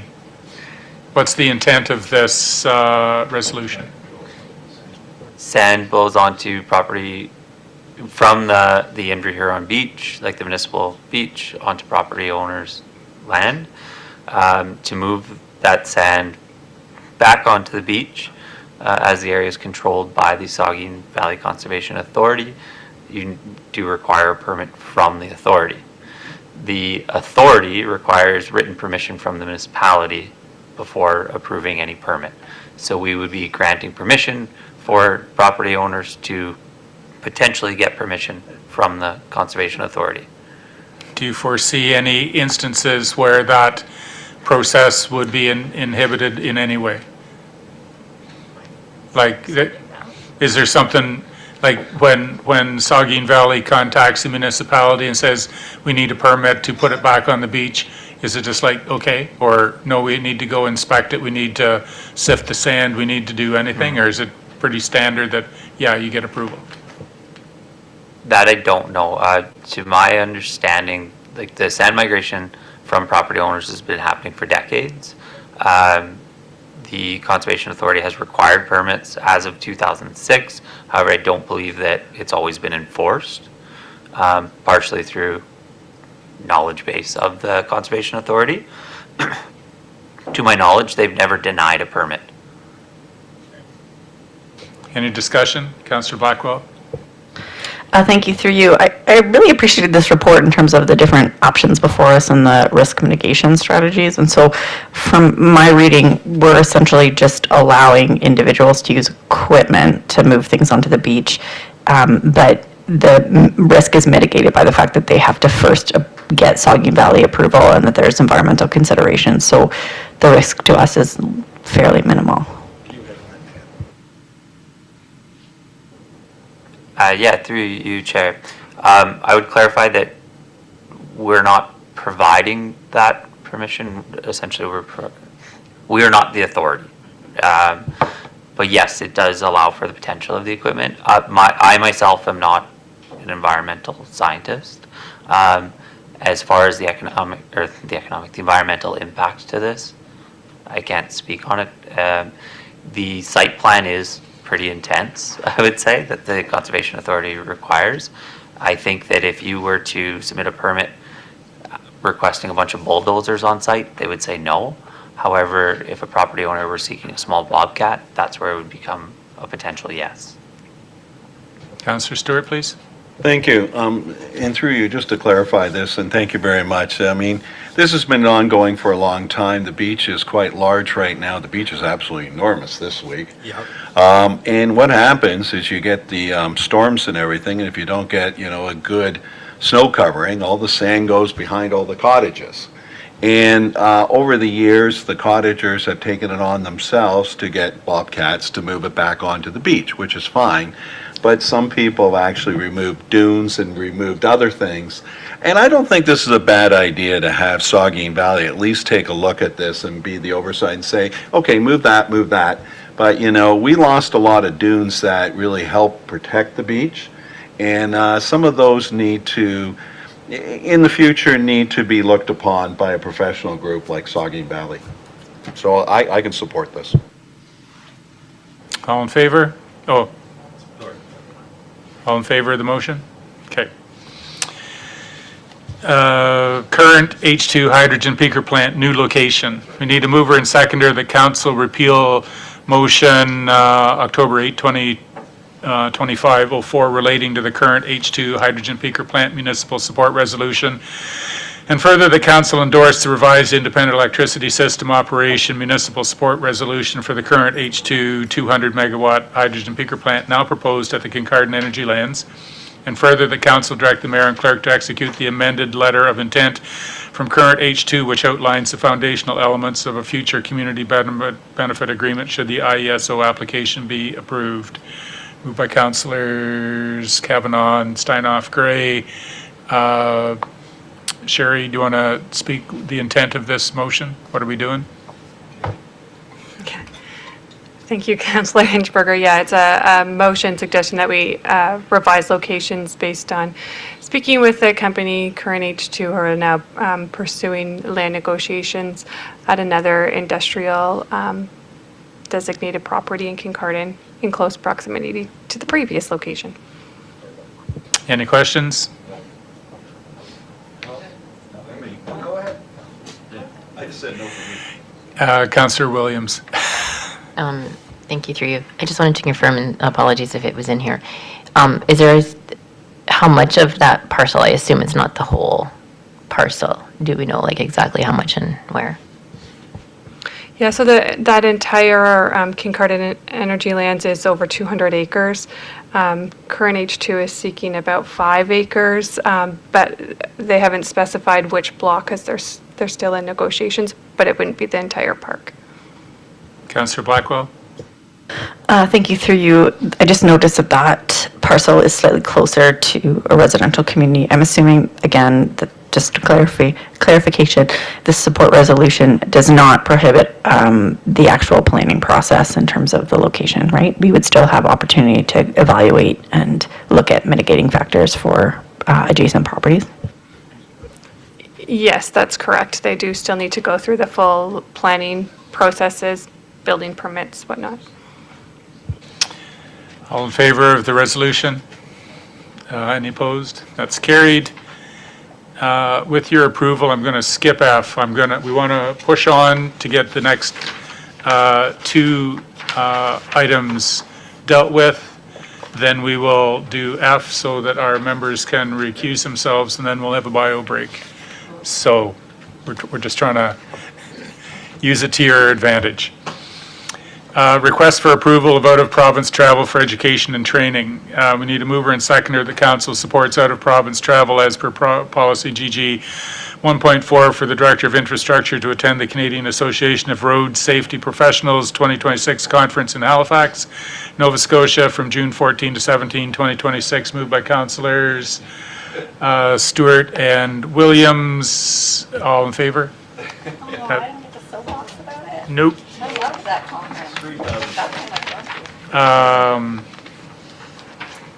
McIntyre Upper Park Agreement between the Municipality of Kincardine and Inverhuron Non-Profit Park Development Corp. We need a mover and seconder. The council enter into a 10-year agreement with Inverhuron Non-Profit Park Development Corporation for the purposes of a parkland lease at Inverhuron McIntyre Upper Park. Moved by councillors Stewart and Steinhoff Gray. Discussion. You want to start? Okay. Thank you, and through you.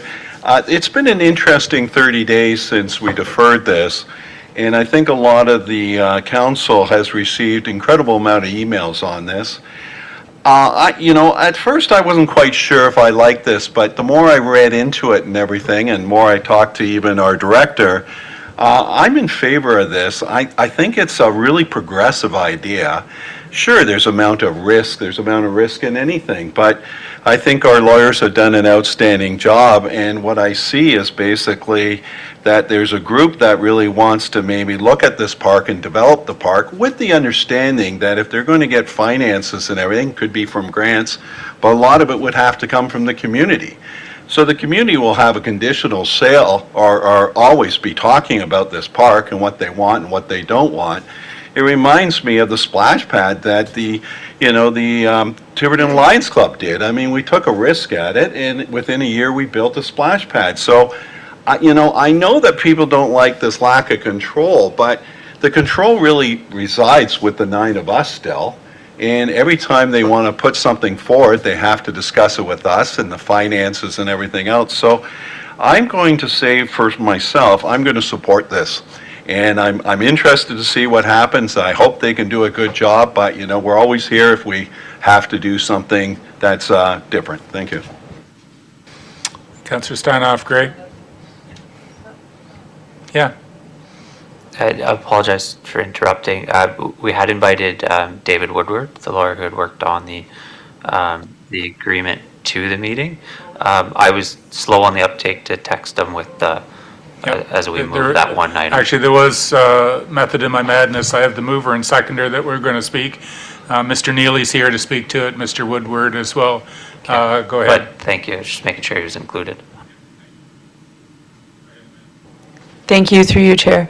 And yeah, I think I'm going to use this opportunity to echo some of what Councillor Stewart has said in that the pros to this agreement are that it allows the community to help fundraise directly and do things that a municipality just can't typically do. They can't really fundraise to ask for funds to develop a park. But it does have very clear boundaries around the fact that council still needs to authorize the installments of the park. And the biggest concern for me is if an installment was being addressed that would go against the grain of the community, but that there's safeguards to prevent that from happening. And I have taken time to speak to a number of different individuals who have concerns, and if those concerns became reality, we would have measures to ensure counterpoints are put in. But I think there's a very positive motivation behind this that would allow us to achieve more than we could achieve alone. Yeah, we're going to go to the lawyer first, and then Mr. Neely, and then we can have other questions around the council table, if that's okay. Well, the only reason I asked my question is Well, let David talk, and then we'll come back to it. Good evening, Mr. Woodward. Thank you for being with us this evening. Thank you, Mr. Mayor, and thank you to council for the opportunity to address this. I hope everyone can hear me. Is that, am I coming through all right? We're all good. Okay, terrific. So this particular agreement, it's a fairly unique approach. It's a situation where we have some engaged members of the community who wish to enter into an agreement where they actually are active in the operation of the park. In a lot of these situations, of course, we see a group of people who maybe make a donation to the park or an improvement to the park. In this case, we have an active group of community members through INDC who are not only wishing to improve the park, but are also wishing to be involved in active management of the park to do things that we don't have the capacity to do at the municipality. So that represents an opportunity for the community to provide or to have greater services for the public than would otherwise be available due to the limitations that we have in terms of capacity. So, of course, that raises a number of issues, and that I think we've quite comprehensively addressed in the agreement.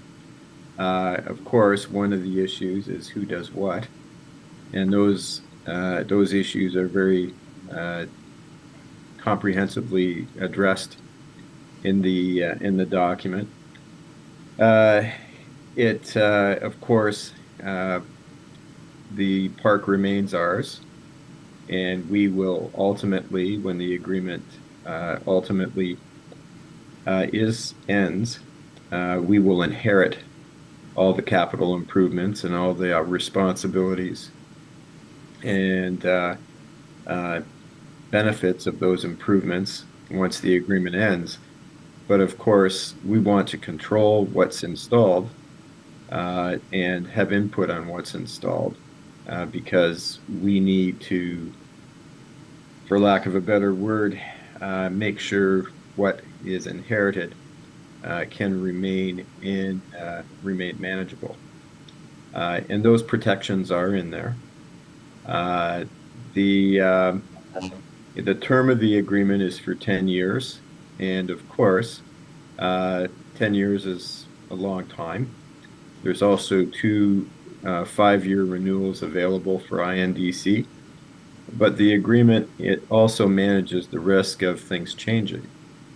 And that's important because if there is a situation where INDC's volunteer base are unable to continue, they're able to terminate the agreement.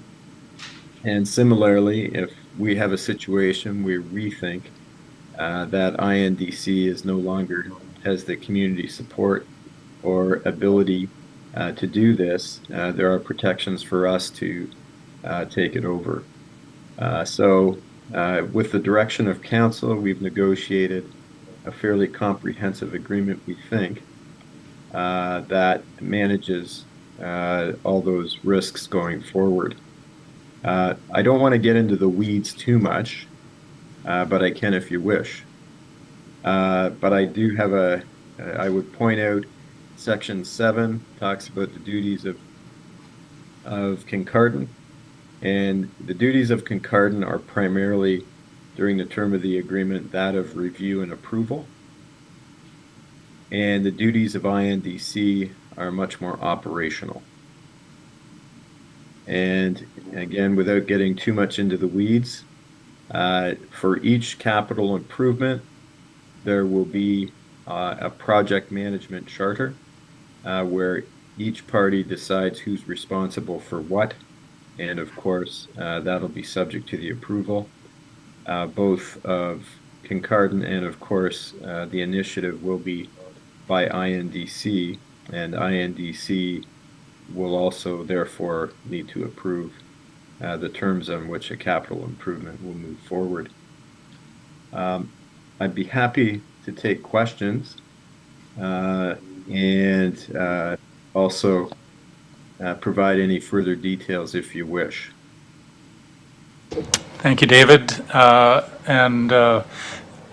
Related to that, if any council members has, as Councillor Hinchberger has indicated, specifically legal questions, now would be the time, and then we'll have Mr. Neely make his presentation, then we can get back to any broader questions. Mike, please. Thank you, through you, Chair. One of the things I'd like to focus on is the use of the park. And in the chatter that's been going on in the communication in the community back and forth to council, one term that has been used is a lease. And my understanding is that a lease gives exclusive use to the lessee to use properties subject to certain conditions. And I'd just like it confirmed that this agreement is not a lease agreement and that INDC does not have exclusive use of the park. Yes, through you, Your Worship. Yes, it's very clear in the agreement, and I'm looking for the provision as I speak with you, but it's not popping out at me. There is a provision in here that makes it very clear that the use of the park is not exclusive to INDC. Nothing in this agreement precludes precludes Kincardine from entering onto the property. I would describe it differently. I would describe it as more of a co-ownership arrangement.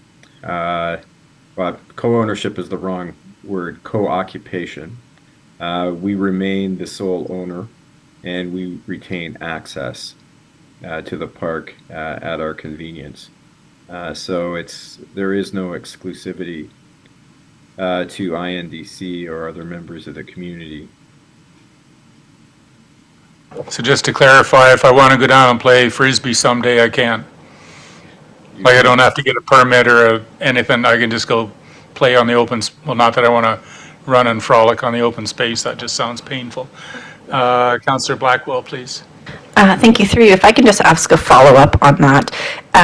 From my reading of the report and talking with staff, my understanding is that like essentially the park is open to the public use, but who would have the approval if I wanted to book it, say for like a family reunion, or if I wanted to hold a special event?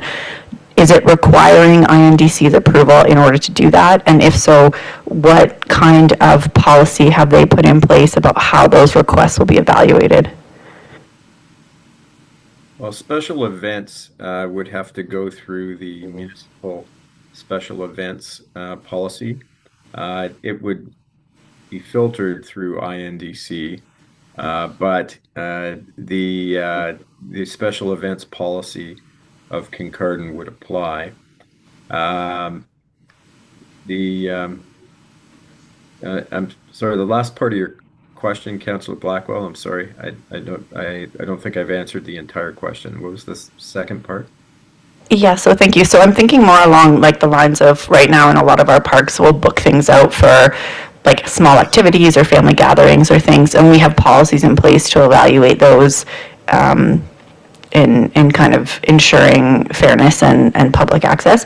I'm just curious if INDC has indicated how they will evaluate those requests, because my understanding from the agreement is the non-special event requests would go through them specifically.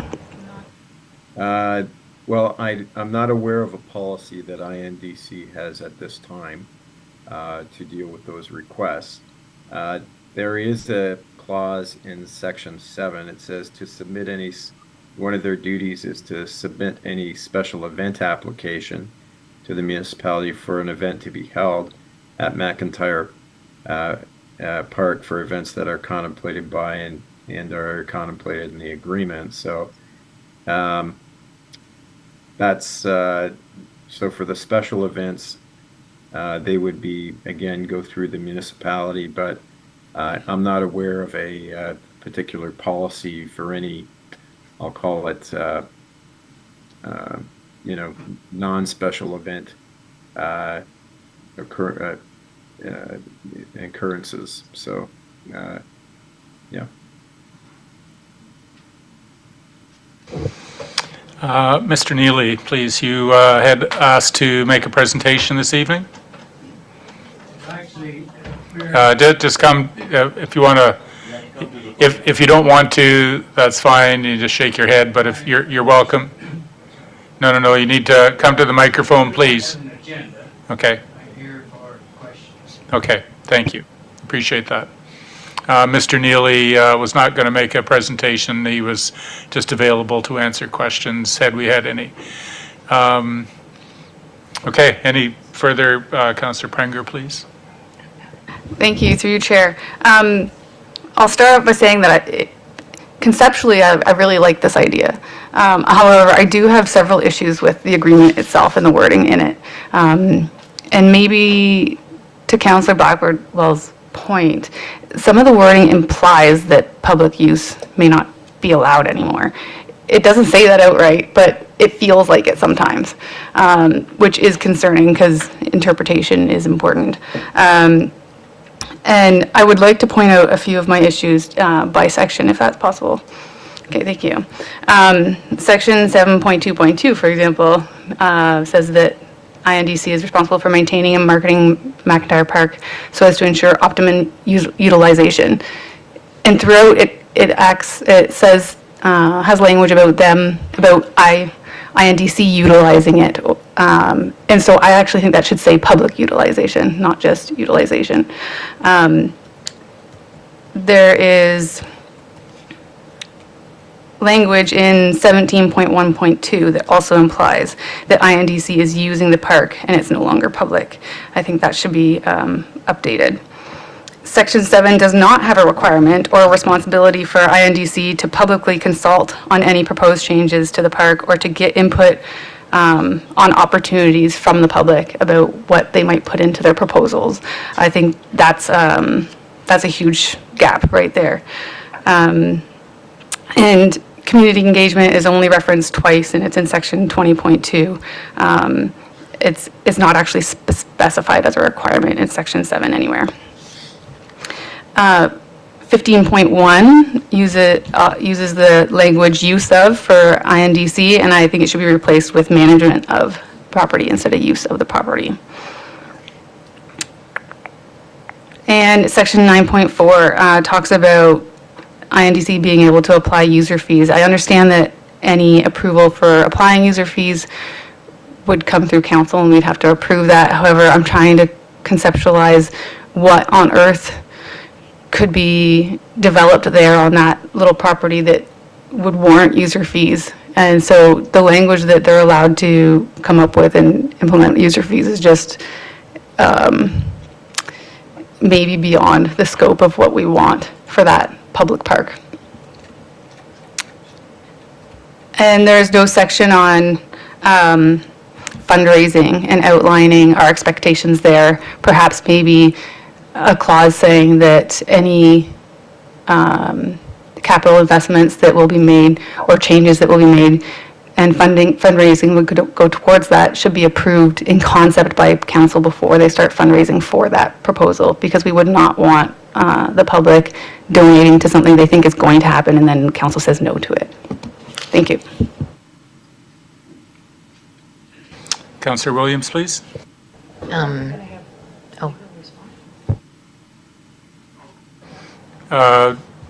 Mr. Woodward, did you have any response to any of those comments by Councillor Prenger? Were they noted, or, you know, what is the process whereby any of those recommendations are incorporated in? Because broadly speaking, they were all correct.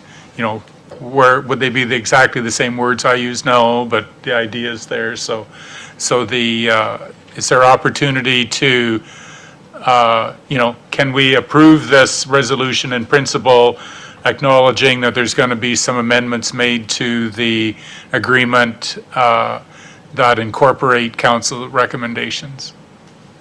Thank you, Your Worship, and thank you for your comments. I'm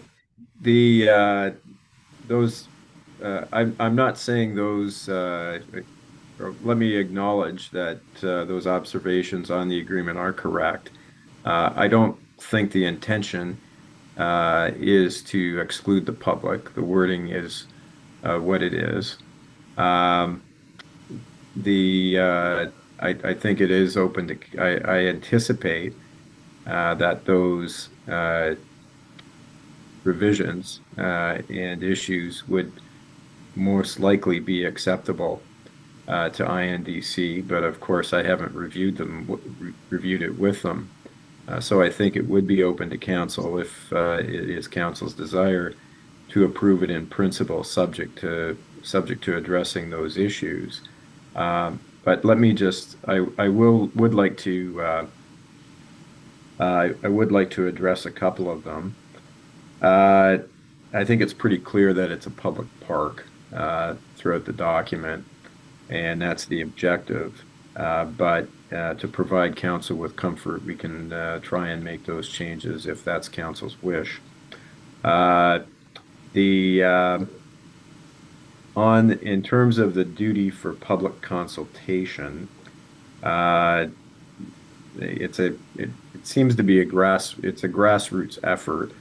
I think that's implied, but again, if council feels more comfortable for that to be more explicit, we can raise that with INDC's reps.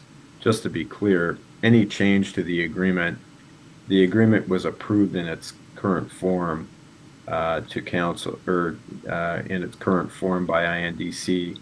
That would just result in just a bit more negotiation with INDC, and I can't speak for them whether those changes would be acceptable.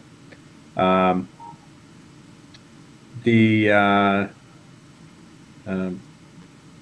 leave it at that. So I think it is open to council to approve it in principle, subject to addressing those points if council sees fit. Councillor Williams, please. Thank you, through you. I'm thinking about this since it was brought up previously and then deferred, and I appreciate that we've had a lot of really great additional information and input getting us to today. And I think it's really great that we have such active community interest. I know across the board and in all of our neighborhoods, we have such really active residents that really care about their neighborhoods, and I think it's such a fantastic asset to kind of have passionate residents like that. I mean, we saw last year or in the budget that one area off the Beeline where they advocated to keep both their parks, and we worked with them and we kept them both, and they had input into that process. And it wasn't through some legal agreement, it was just through the open dialogue that we have with our neighborhoods and our residents. And I thought that worked well, and it was a real good demonstration of council being responsive to communities' needs and interests. What this decision really comes down to for me is that I'm just not sure that this is in the best interest of the municipality to outsource the operations of our park spaces in this way.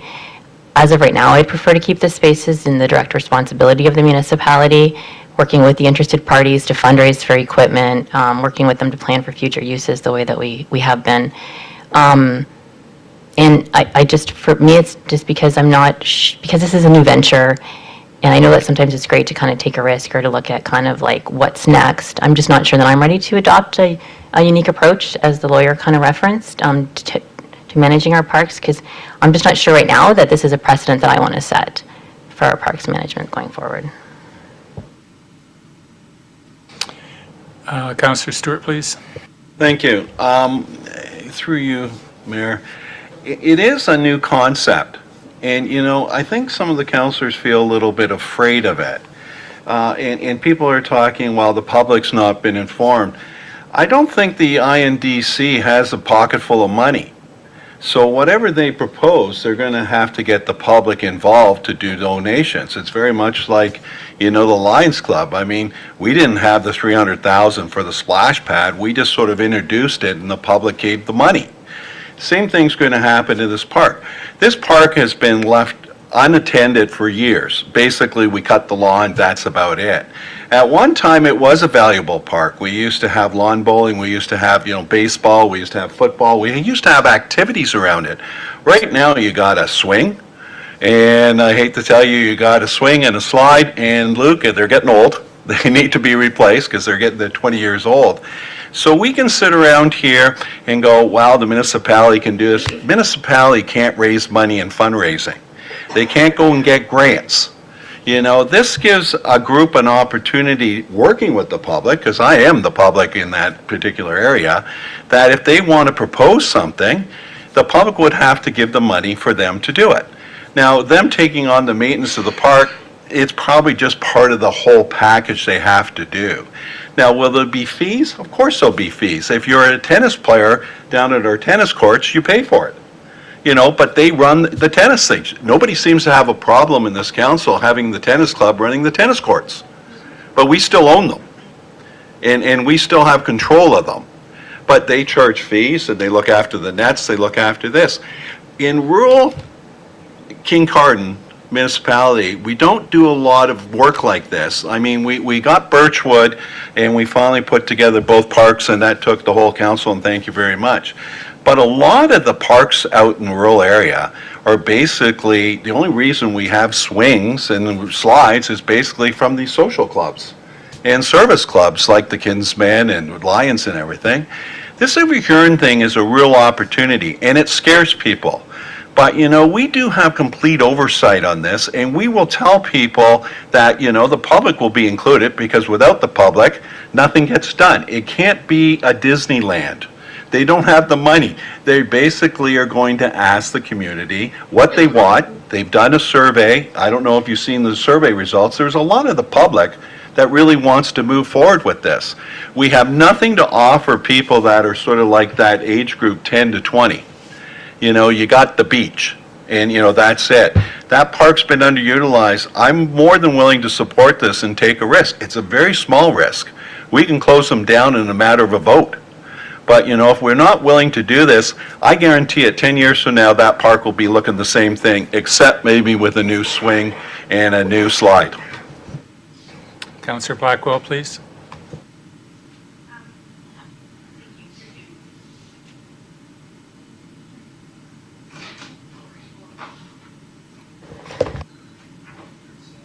Sorry, is that, oh, thanks. Yeah, so we've just had a catastrophe over here.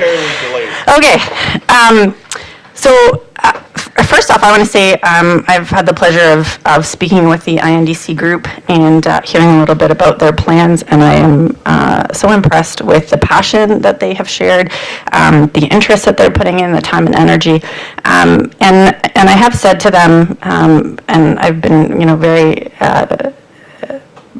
honest about this. You know, part of my professional background is in grant writing and fundraising and nonprofit development, and so I am happy to throw my weight behind any kind of things that emerge from this community-led process. That said, I've also been very clear and transparent with them that I don't find this agreement to be the best potential way forward. I want to be very clear, I support improvements to the park, and I think that we can achieve that with existing processes that we already have. I'm I've talked at length with a number of different people about trying to understand the value add that this agreement provides that our existing processes don't. We have an existing volunteer process, volunteer policy that we brought in, and it outlines through an MOU abilities for third-party volunteer groups, either individually or as a formal group, to contribute to our parks. And we also have a process that we've used quite successfully for things like the splash pad in Tiverton, for different community groups that are interested in contributing. And that's the project charter process, which is essentially just duplicated within this agreement. Some of the concerns that I have are, one, taxpayers are already paying for the operation of this park. And now they're going to also be then asked again to contribute to, so that volunteers can somehow look after this park. What I would rather see is to unleash INDC and the community as a whole to have their money going towards value-added things. So instead of paying for things like grass cutting and doing, checks of the playground, which we already are doing and we should be doing, that's what basic taxes are paying for. I'd rather people's additional money go towards things that would enhance the park, those things that we aren't able to provide, and to be able to match or look at whatever grants they're doing. I struggle to think of.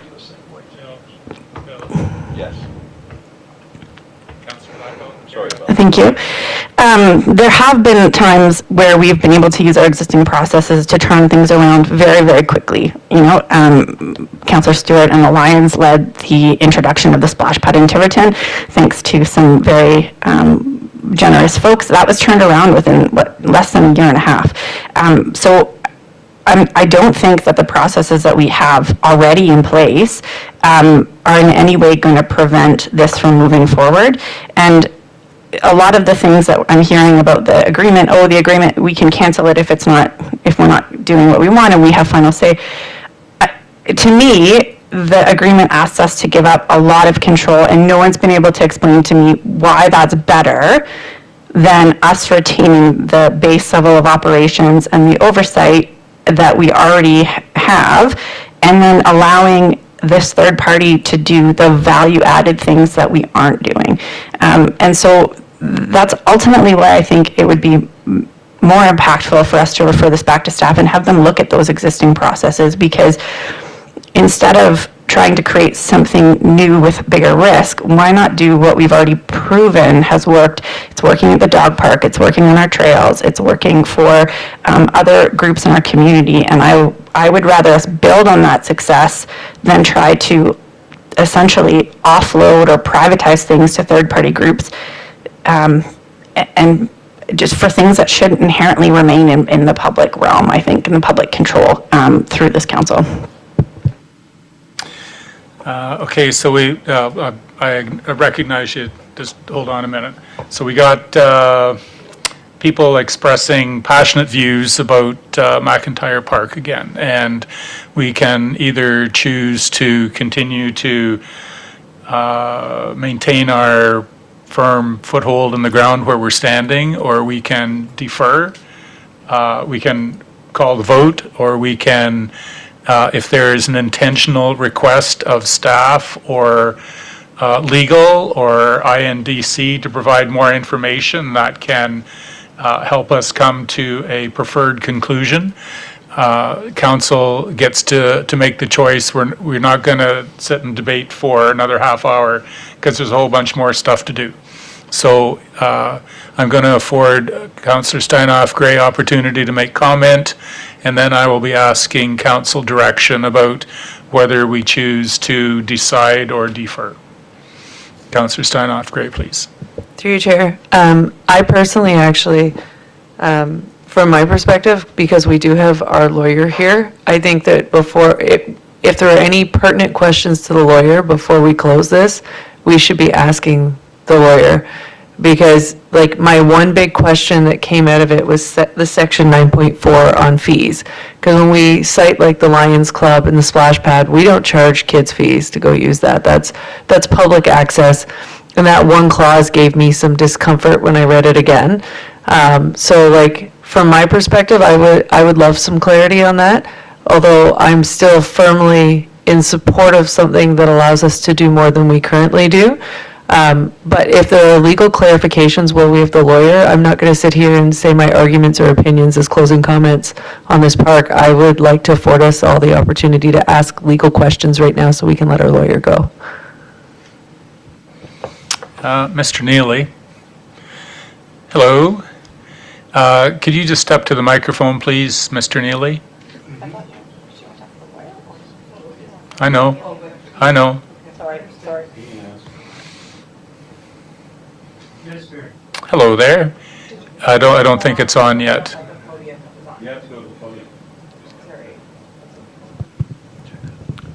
It's now on. There we go. Does the INDC have a business plan drafted at this point? Is there some sort of document that you could give us that, this is the work plan or the expectation of INDC this year? How, one of the questions that comes to my mind is, if you say you're going to cut the grass, who's going to cut the grass? How much is it going to cost? Where's, what's the frequency? There's a whole bunch of things like that. So that's part of the legal question. If there's like the fees, you're going to charge to recoup your costs at least. Where do the monies come from? Do you have a business plan that you could share with us at this point, or is that yet to be developed before the May closing of this? It needs to be developed as yet. But as far as the fee issue is concerned, that is it's a probability, but we really don't have a plan as such to charge fees for this, that, or the other thing. Okay, thank you very much. Appreciate that. Any questions particularly for legal before we, David, you've got your hand up already. Yes, thank you, Your Worship. I just wanted to point out in section 9.4, the fees are subject to our approval. So it's not a situation where the fees aren't going to go through us, through Kincardine, and be charged without our consent. So those fees, it's possible to have them for INDC expenses. It's possible for reinvestment into the park to address long-term life cycle assets, but it is subject to our approval. And it does say that it won't be unreasonably withheld, but if it's something where people have concerns and that the fees will just be, imposed at the discretion of INDC, I don't think that will occur. I would like to address some concerns about risk as well. We realize this is a novel concept, and certainly I work closely with Jane and Luke and other staff to make sure that it's clear that there's an exit strategy. And that exit strategy is important for INDC, and it's also important for Kincardine. In any agreement, that's important. What happens when it ends, and what happens if things don't go as expected. So that is addressed in the agreement, and for that reason, I don't think it manages the risk associated with it. Anyway, I just turned that over. And as for grass cutting, INDC agrees to do it, but obviously they're going to have their own business plan, as council and you, Mayor, have pointed out. Happy to answer any other questions. Councillor Steinhoff-Gray, please. Thank you. Through you, I don't know whether this is for the lawyer to answer or whether it's for our director to answer, but one of the things that I had, why this agreement I felt was important, was also for the grant applications themselves. And so having the ability to apply for the grants. So I guess my question is, what is the difference between the two? Because for me right now, obviously we would support, but in this case, it would allow us to have them apply for grants on our behalf. If they didn't have this lease, is there any hurdles that would be put in place in front of them for those grant requests? Because I know Councillor Blackwell provided an alternative path, but I'm trying to understand the hurdles that would be before them. Because I feel like you have a stronger footing with a lease agreement to be able to definitively say what you're doing when you're applying to Trillium, but I'd like to understand that piece of it, because it seems to be an important part of the discussion. Yeah, so it's a Cohabitation. Co-occupation.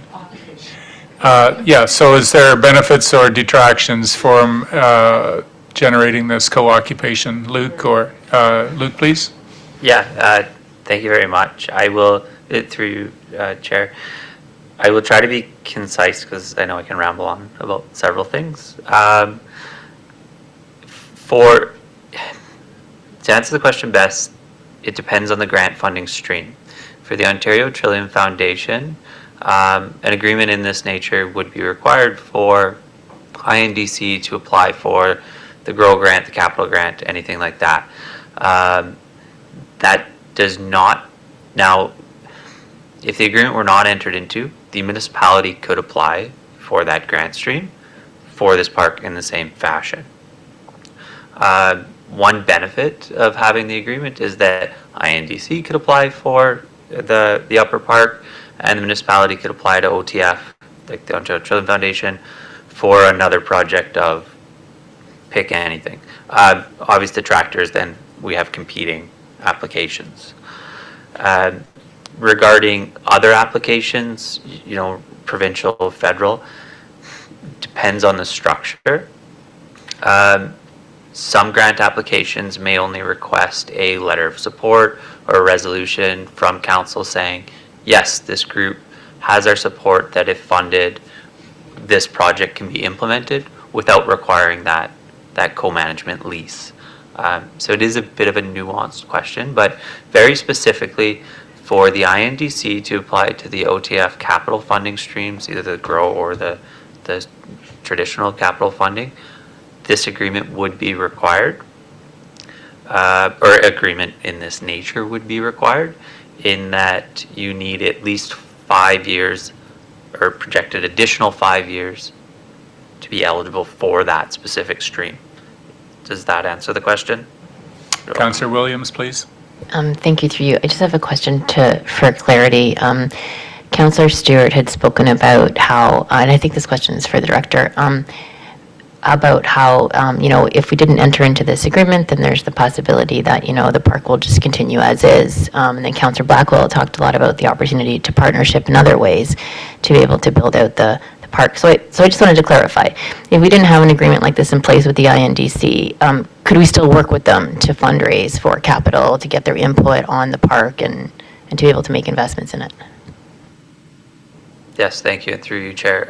Assuming that the INDC is not scorned and is still willing to work with us, I don't see why there wouldn't be that opportunity to have an arrangement similar to, as mentioned, that Lions Group, where the Lions Group would fundraise for a certain item, donate that amount to the municipality under the agreement that XYZ were built.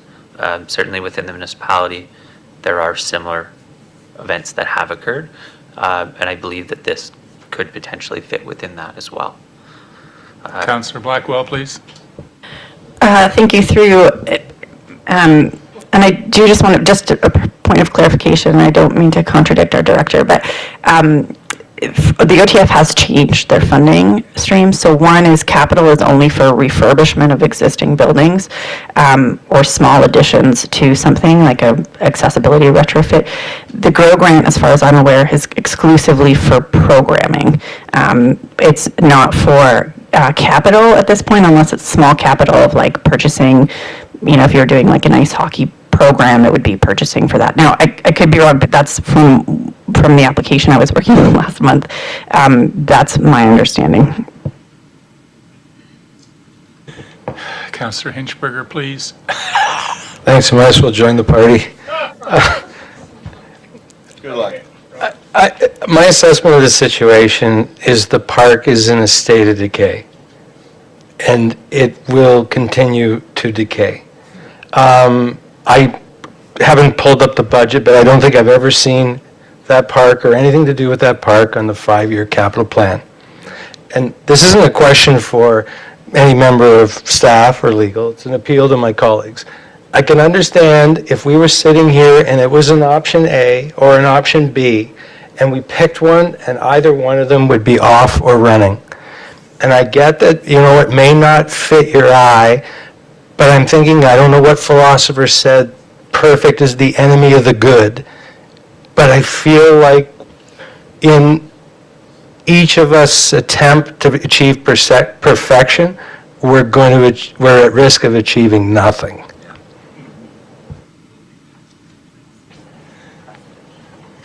So we have a motion on the floor, moved by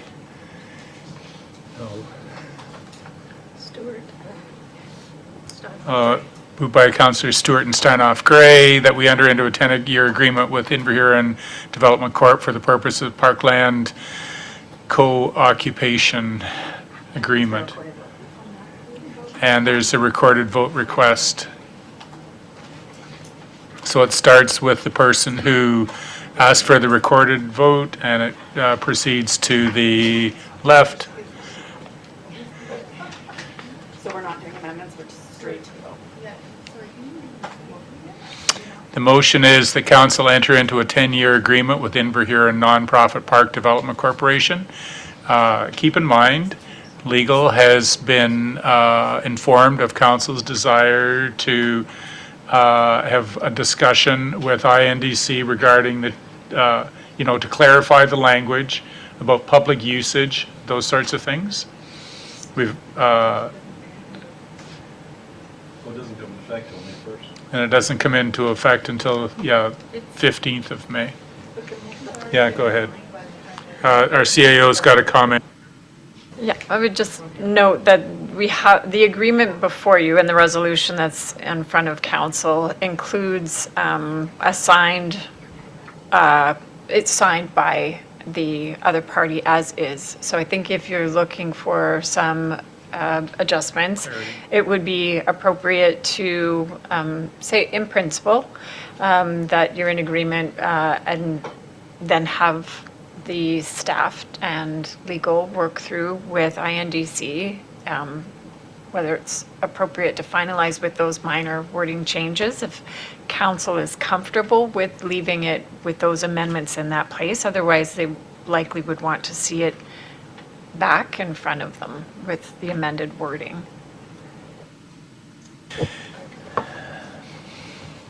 Okay, so we just heard from our CAO some proposed words to amend the motion that's on the floor at this point. They include that we agree in principle to enter into a 10-year agreement with Inverhuron Nonprofit Park Development for the purposes of parkland, and direct staff and legal to discuss with INDC the proposed changes as presented by council, and that proposed agreement to be brought back, or the amended agreement to be presented to council for confirmation. So the mover and seconder, Councillor Stewart and Steinhoff Gray. So the idea is we approve it in principle, we agree with it. We want to make sure that the suggestions made by Councillor Pranger and others to, clarify the public usage, clarify all those things that we're worried about, make sure that they come back, and we ratify the agreement when we see it. But this is to keep it moving along. We agree in principle, make those changes, come back and show us, and we'll have another whirl at it. But we agree in principle. All in favor of the, recorded vote, yes.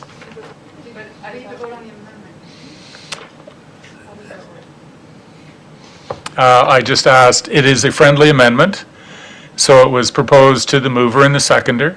You can either choose to support it or not. Councillor Stewart? Okay? Yep, here it comes. And I will remove the bylaw from later in the agenda and add it to a future meeting. Okay, so Councillor Blackwell, No. Councillor Prenger, No. Councillor Stewart, Yes. Councillor Hinchberger, Yes. Councillor Williams, No. Councillor Steinhoff Gray, Yes. Councillor Kavanaugh, No. and Mayor Craig. Yes. Yes, 4 and 4.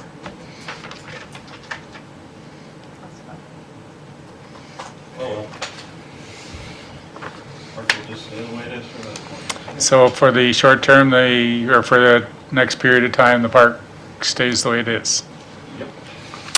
All right, we go to F, which is the MOU between, with Bruce County, Saugeen Shores, and Kincardine for Bruce C. project. When we are done with this, we go on a bio break. They get to leave now.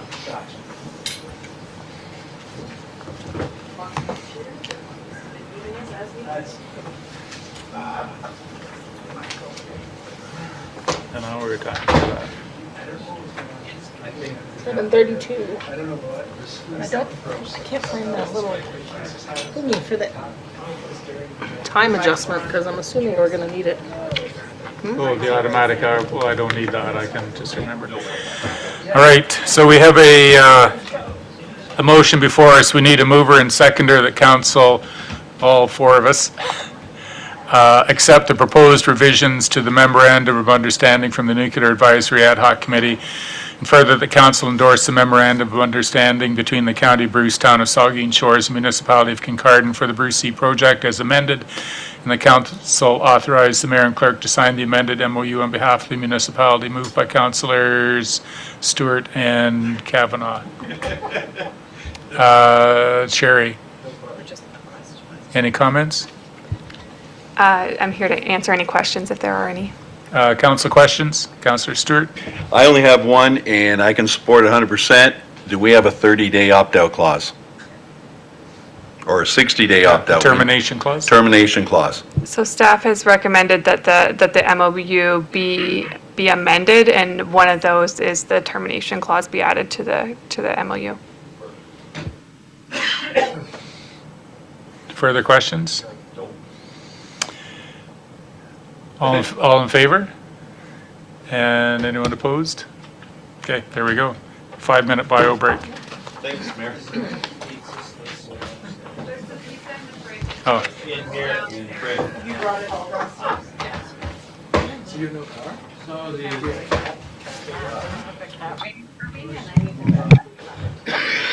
So I'm really wanting you to go faster.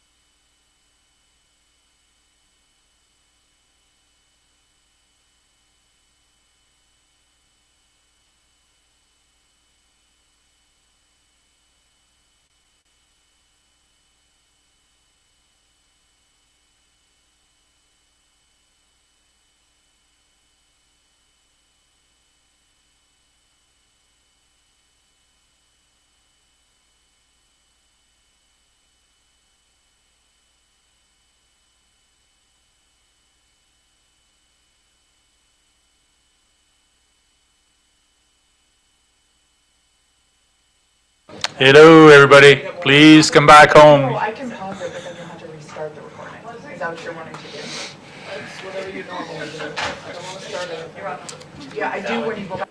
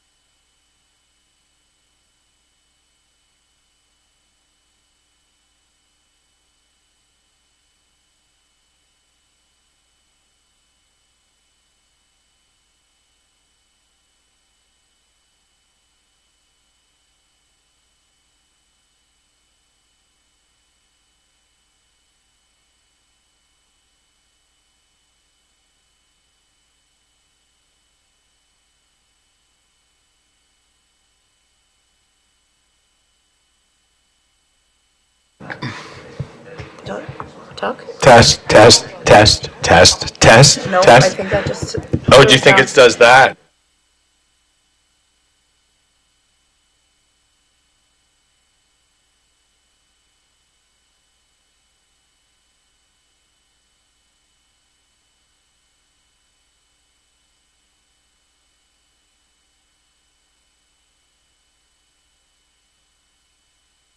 Hello, hello, hello, hello, hello, hello, hello, hello.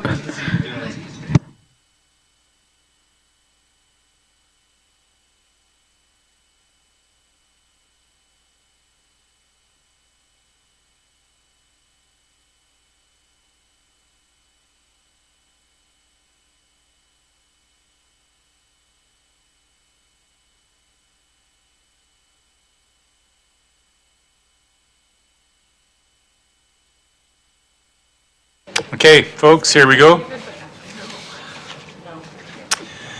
So we are at 7.1 on our council agenda.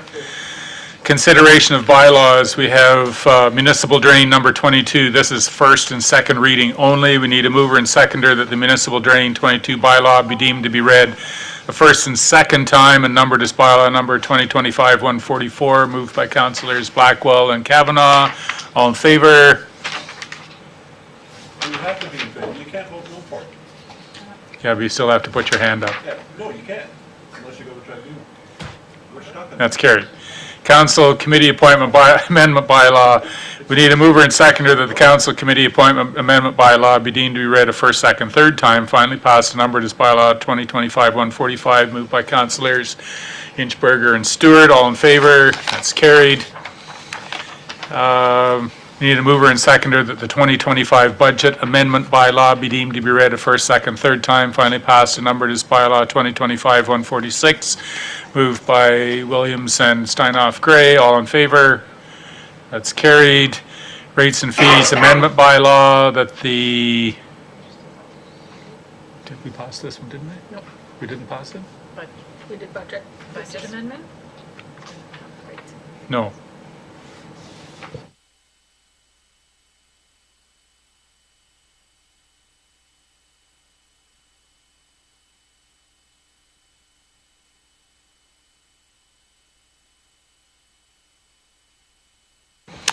So we need a mover and seconder that the 2026 Rates and Fee Amendment Bylaw be deemed to be read a first, second, third time, finally passed, numbered as Bylaw 2025-147. Kavanaugh and Blackwell. All in favor? That's carried. smart agreement bylaw, the smart agreement bylaw be deemed to be read a first, second, third time, finally passed and numbered as bylaw 2025-148, Hinchberger and Kavanaugh. Any discussion? All in favor? That's carried. Appoint interim CAO bylaw. We need a mover and seconder that the Kimberly Wingrove interim CAO appointment bylaw be deemed to be read a first, second, third time, finally passed and numbered as bylaw 2026-149. Moved by councillors Williams and Prenger. All in favor? As luck would have it, we have Ms. Wingrove in the chamber with us this evening, and if you don't mind, snag a microphone from Anne-Marie there, or from Nicole, and I'm going to afford you like 28 seconds to say hello. Thank you, Mayor Craig, and good evening, Council. I want to just say a sincere thank you to you for the opportunity to serve as your interim CAO. I look forward to working with you. I've had a wonderful handover from Jill. I'm so appreciative to her and Jessica in the CAO's office for a really excellent job that they've done in trying to prepare me to make a seamless transition. So thank you so much, Jill and Jessica, and the department heads. I've met with all of them, and I think we're really ready to go. My door is open to anyone at any time, and I really do look forward to working with you. Thank you so much. So it would be appropriate once again at this point to acknowledge that this will be the last meeting that Jolene is here. Once again, thank you so much for your leadership as CAO. We have learned and appreciated from you. We wish you big success at Thames Centre, and congratulations on that move back home. Thank you. Right on. Do you want to say anything, or you can't? Kim used most of your 28 seconds too, so.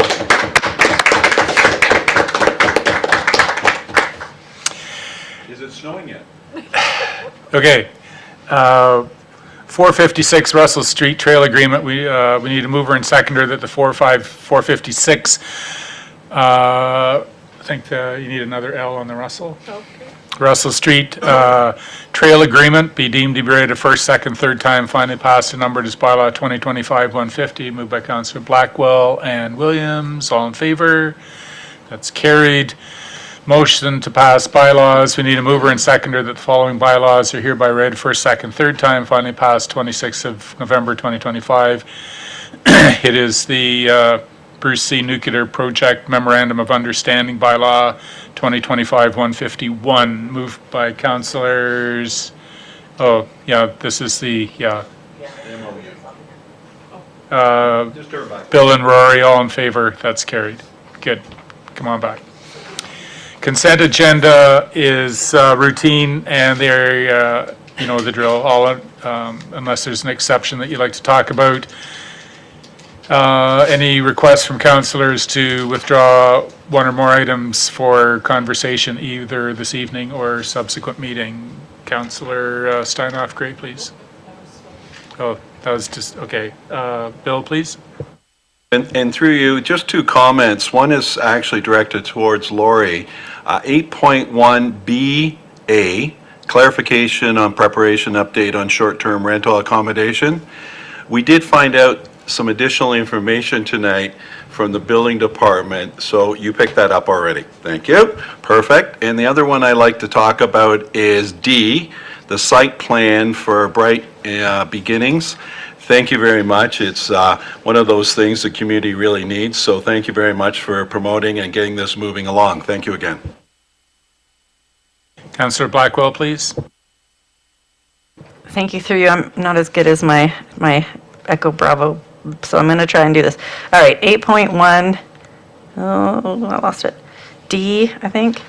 DF, the Ministry of Municipal Affairs and Housing Building Faster Bill. I just want to, when we talk about challenges in terms of the number of bills coming at us and the changes coming at us, this one isn't quite as pointed at us, but it makes changes to 16 provincial bills. The letter was sent to us on November 12th. Comments were due on the 22nd. The bill has been passed, and or just like, it's just so fast. So it's hard to really be giving quality input in and for, for sober second thought to be happening here. So it's just something I was twigged by, that this is in our agenda package. It came after our last meeting. Prior to this meeting, it's already been passed. So it's challenging sometimes.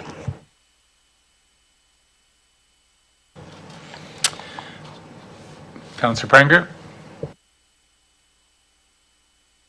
Thank you. I believe it's 8.1 Delta Charlie, I think.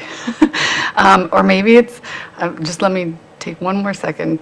Yeah, it's a conservation one, but there used to be two. I could have sworn there were two of them. This one, which is consultation, and then there's one from Yeah, there's C, registered posting.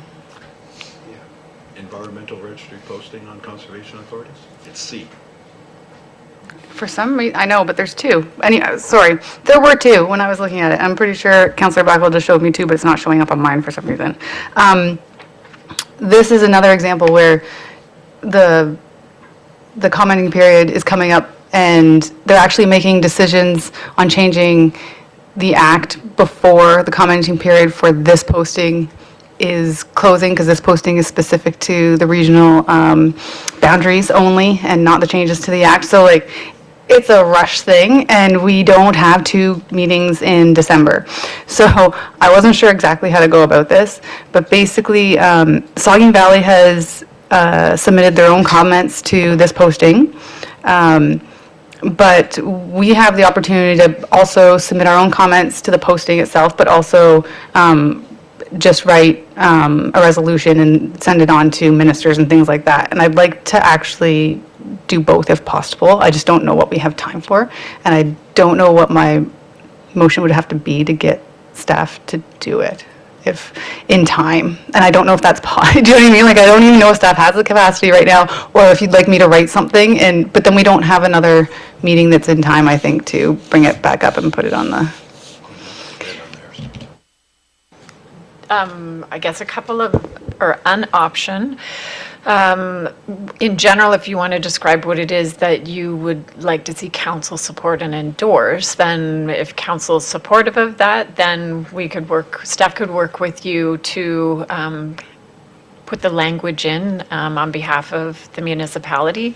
But perhaps you just would want to point out the types of items you would want included in it. Okay, actually, there's language and communication sent by the SVCA General Manager out, and one submission to us, to municipalities, was sent yesterday via email, I believe. There's been a few communications on this. So I was looking at that language. A lot of it would be where I would source my language from if I was drafting it myself. I might tweak a couple things a little bit. But it's specific to our conservation area, like our watershed, so it makes sense for us to do that, except Kincardine might just have a specific concern they want to add in or something like that. We could also consider that, but generally it would rely on that. And there's also an opportunity to support one that was submitted by, I think that's what I was looking for. There's one submitted by another township. It was... I had notes on it. There's so many in this agenda. I'm so sorry. I did have notes in it, but they're in the actual...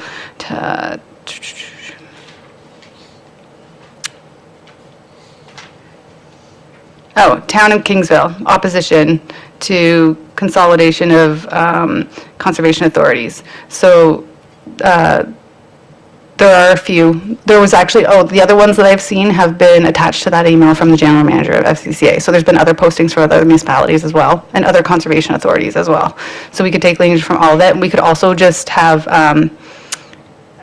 staff write one that says we support the town of Kingsville's opposition letter as a bare minimum. Is there any questions or support? Is there any agreeance with that? Yep, okay.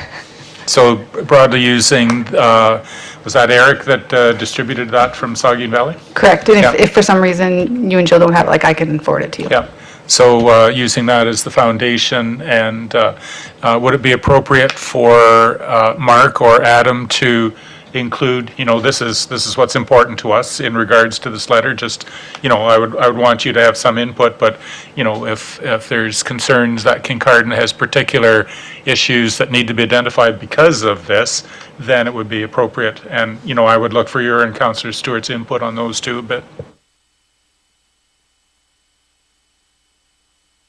Yes, sorry, yeah. Yes? Yeah, the general wording could come from the stuff from the general manager of SPCA, but if our staff directors had anything to add, we'd definitely take their specific comments. Anything else from the consent agenda? Okay, was that a motion or just direction?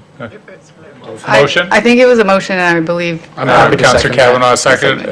All in favor of that recommendation, that motion? Any opposed? Okay, thank you. That carried. All right, we need a mover and seconder that council approve the recommendations contained in the consent agenda dated November 26, 25, and direct staff to proceed with all necessary administrative actions. Councillors Kavanaugh and Blackwell, all in favor? That's carried.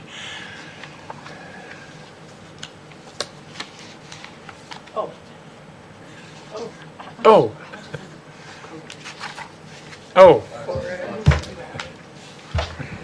I would like to move that our automatic hour of adjournment be extended by 45 minutes. Excellent. All in favor of that recommendation? Good. We're here. To be here physically. Okay, we move on to general announcements. Councillor Kavanaugh, please.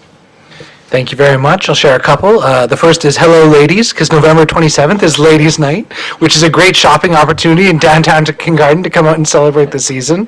The 29th is the Tiverton Craft and Vendor Show. As well, on the 29th, there's the Santa Claus Parade at 4 p.m. And then from now until December 6th, the last thing I have is that the Kincardine Theatre Guild is putting on a performance of Into the Woods. So if you're looking for something to do over the holidays, check that out as well. Councillor Stanoff Gray. How could I follow that up? No announcements. Hello, man. Councillor Williams. No announcements. Councillor Hinchberger. In the interest of facilitating the end of this meeting, no announcements. Councillor Stewart. I'm sorry, I'm going to have to make an announcement through you, which is a good announcement. Councillor Prangner and I were at Saugeen Valley to move a budget forward to approval at the various councils. And the budget coming from Saugeen Valley is going to be 1.6% increase. So you got to give some credit to the board. They did a pretty damn good job. That's even less than inflation. Councillor Prenger. Thank you. I'll just add to that I give credit, most of it, to the staff because they did a great job getting it quite low, and the board just made an amendment to get it even lower. But I would also like to thank Councillor Kavanaugh for reminding me about Ladies' Night because I've missed it the last couple of years. I always get frustrated with that. Thank you. Councillor Blackwell, please. Thank you. Through you, I would like to do a shout out to the various Christmas hamper programs and donation programs that are happening right now. The one in Kincardine, the Community Services Association's program, I just really want to give them a shout out because they are using only gift cards. And one of the things, as someone who works in nonprofit and refers people to these programs, is as much as we all love picking out a toy for a child, it's something really, really special when the families have the dignity to pick it out themselves and they know exactly what's going to be under that tree. So that is a program that I think is really worthwhile, and I'd encourage those who are able to this holiday season to donate. I also want to say that I'm looking forward to the Santa Claus Parade this weekend. I think we might have snow for it, so hopefully it's not too rough. And just lastly, my gratitude to our CAO and wishing her the best on her next chapter, and we will certainly miss you here. I don't know that anybody covered the tree lighting in Tiverton. Did you say that? Okay, December the 7th at 6 p.m. in St. Andrews Park. non-perishable food item or donations to the Kincardine Food Bank.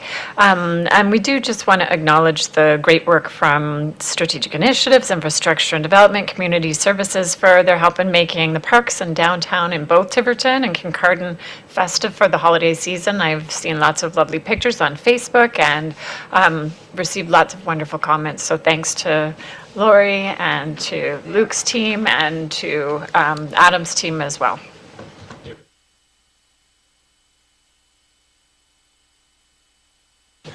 They have a Charlie Brown tree? Yeah. Okay.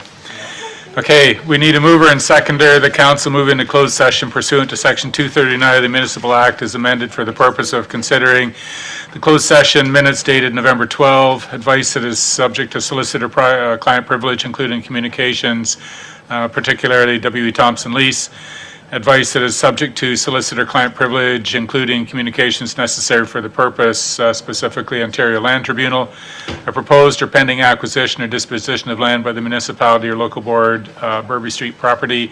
Further, the council return to regular open meeting upon completion. Moved by councilors Blackwell and Prenger. All in favor? That's carried.